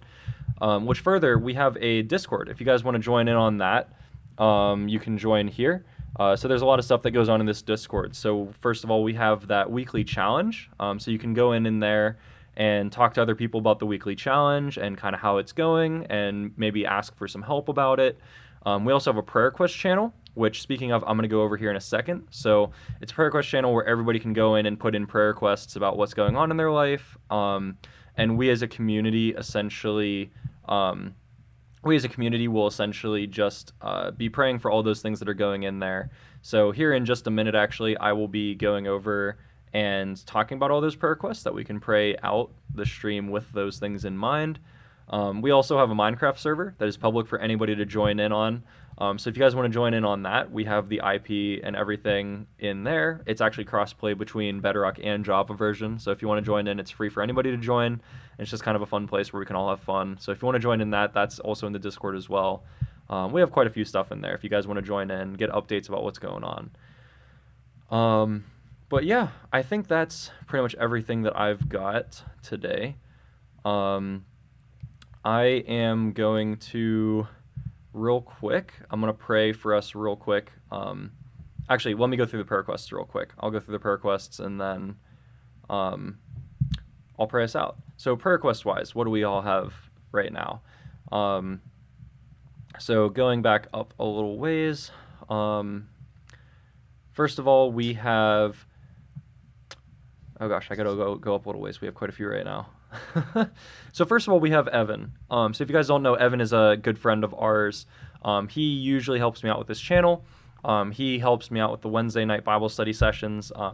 Recently, we haven't been able to have him come by on the channel because he's been suffering with a lot of medical stuff, and he might have to get surgery here in a little bit. So we really want to be praying for Evan as he goes through all of that. There is a praise, though, in that category in that Evan has been doing a lot better recently. He's been feeling a lot better. It hasn't been causing him as much pain, so we really want to give a praise for that, but also to continue praying for Evan and all that. We have a prayer request for the Special Medic, which if you guys don't know, he's a channel that we've rated a couple times. He also does Bible studies on stream, which is really cool, and he plays games while doing so, and he's a super genuine guy. He actually has a couple prayer requests. First of all, he's a prayer request for a missions trip that's coming up. He's trying to raise money for that right now on his channel so that he can go on the missions trip, so we want to be praying for that. And if you feel like giving to him, you can go check out his channel and give to that. And we also have another prayer request from him as well further on. Let me see if I can get to it. He is also asking for prayer for a friend of his that's dealing with a medical condition as well, so we want to be praying for that. We also have prayer requests for Cole, which you guys were here earlier in the stream. Cole was here talking with us and having a good time. He's asking for some prayer requests for his family, for his mom and sister specifically, and some stuff that's going on with them. We also have some prayer requests for the Toxic family. There's some people that come by every once in a while. They're a really cool group of people that do some Bible study streams as well. And they come by our channel and talk, and they have some prayer requests. First of all, for their son, 15-year-old He had recently ACL reconstruction for a surgery that was apparently appraised because it's been going very good since then. That was a month or so ago that happened, and he's been recovering very well. Although at 15 years old, having to have that kind of a surgery is really intense. So we still want to be praying for that. Also, another member of our community, Snorlax, she is actually a friend of mine from college. She is trying to get her teaching license, and it's really hard for her right now because she needs to be able to get a car and to be able to get her driver's license after she gets that car. So she's praying that she can get enough money to get that car and her driver's license, that she can continue on this path of teaching and get her teaching license. Also a prayer for Zev, one of his friends. His father is very sick, and it's likely a sickness that will be lethal. So we really want to be praying for Zev's friend, who might be losing his father soon. That's going to be really tough. So just be praying for the whole family. Also, we have a prayer request, one more from, oh gosh, I can't see the name right now. It's blurred out because I'm streaming. I think it's Thomas. I think this is Thomas's prayer request. Forgive me, Thomas, if I'm wrong about that. But his mom has a lot of really bad breathing problems, and also for his grandma as well, who's having some medical problems as well. We really want to be praying for both of them, and praying that those things get better. And also a prayer request from, I almost missed this one, from Ta Gray. Prayer request, he has a couple friends of his that were actually just involved in one of the active shooters in Oklahoma. I didn't hear anything about it until Ta Gray came by, but apparently a couple of his friends were a part of it, and they were involved in kind of the tragedy that happened there. So we really want to be praying for them, that they're going to be okay, and that, you know, it won't affect their mental, you know, they won't have any kind of lasting mental problems from what happened there, and all the things that they saw. Also, two more prayer requests that are not in our prayer request section, but from members of our community. We have one from Viking, who is a community member of ours, who came by a while ago and was talking about a lot of things that he was struggling with depression and a lot of things like that. We really need to be praying for him, that God can help him and work through him in all these areas and give him the help that he needs. Further, one more community member of ours, she was recently called to go pursue a residency program across the nation. It's her first time leaving home, leaving her family, and she's just being faithful to God's call in her life to go pursue this residency program, even though it's really hard. So we really want to be praying for her, that this continues to go well for her, that she's able to be provided for in every way that she needs, that she's not too homesick, and that she can do what God needs her to be doing over there. So that's all of that. That's all the prayer requests. If you guys have any other prayer requests that you want us to be knowing about, feel free to put them in the Discord, in the prayer request channel, or you could put them in here right now in the chat, and we can know to be praying for it. And yeah, I appreciate all of that. Always appreciate the prayers. And 1 second, real quick, I'm going to send a message real quick before I forget, and then I'm going to pray for us real quick. But yeah, if you guys have any prayer requests or anything that you guys want us to know about, feel free to put them in chat now. And yeah.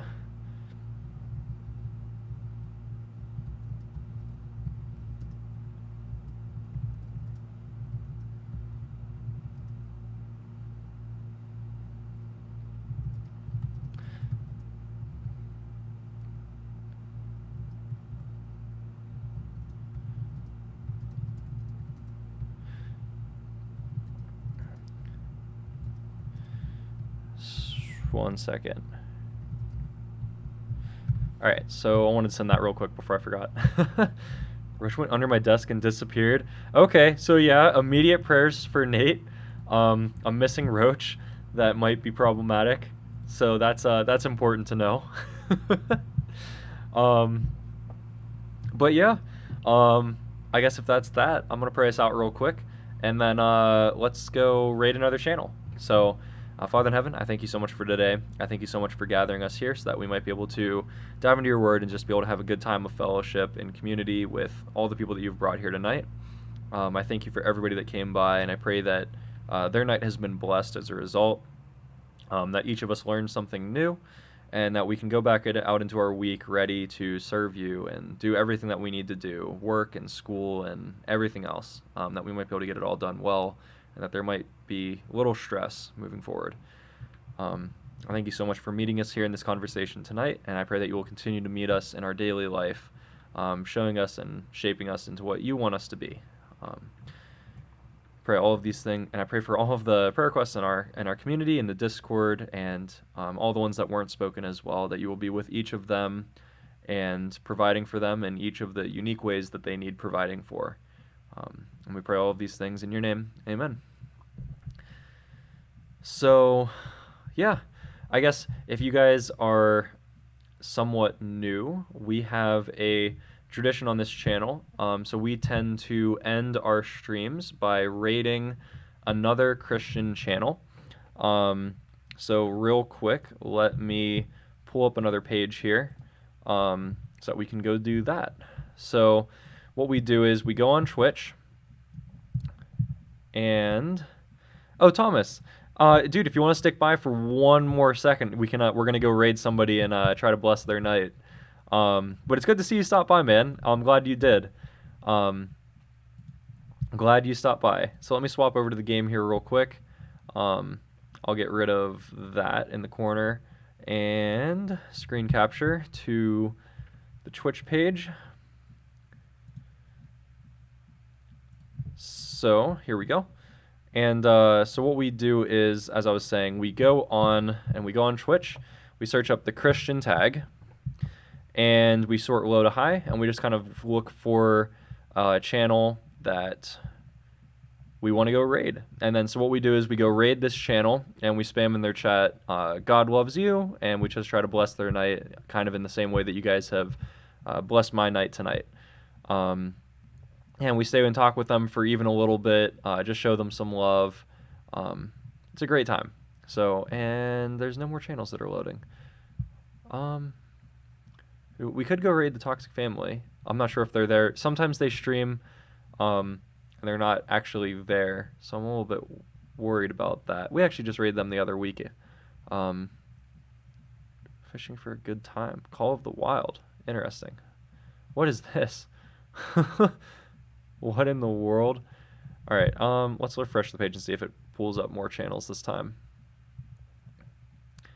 24-hour stream into subathon with Outlast. Huh. How about that? 24-hour stream. Gosh, I wish I had that much time on my hands. Oh, here we go. I think it's loading more this time. Warzone 2.0, Grateful Tuesday. I think we've rated this guy before, haven't we?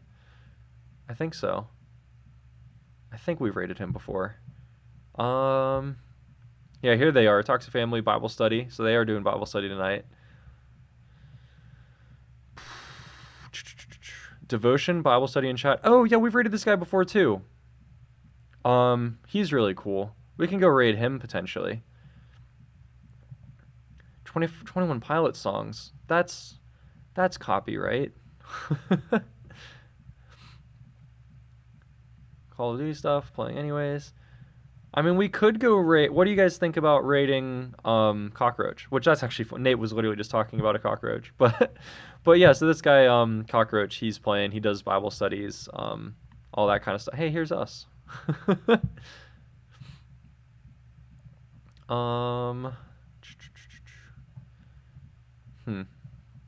are we thinking? Building the best community? That's a pretty good one. I don't know. You guys have anything that sticks out to you guys yet? Anything that sticks out? Fragging for G... Oh, we've rated this guy before. Yeah, he's a really cool guy. Oh, we're getting into the higher numbers now. We're getting into the higher view numbers now. A real church on Twitch. Haven't seen this guy before. Interesting. Yeah, we're getting into some higher numbers. Actually, this might be the highest. This might be the highest viewed Christian gamer. Or Christian just chatting person right now. Yeah, let's go back down. I don't think we've rated this guy before. Building the best community.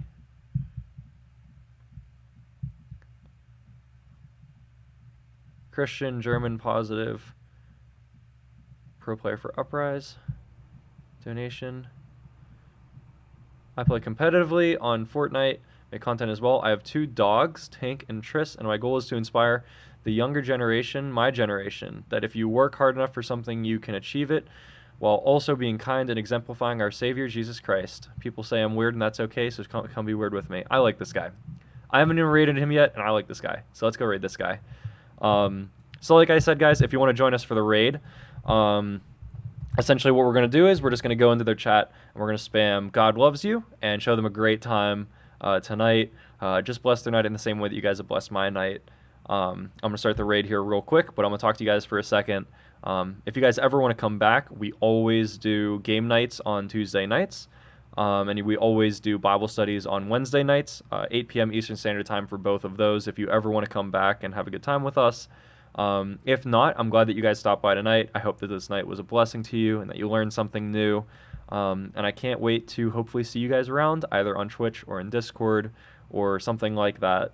I've had a great time tonight. And this has been super fun. So I'm glad that you guys have been here with me. And yeah, let's go raid this guy, show him a good time.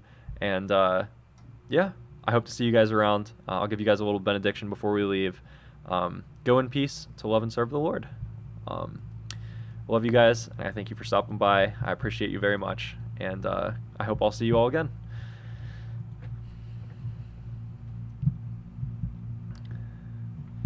All right. No. No, what's good, boy?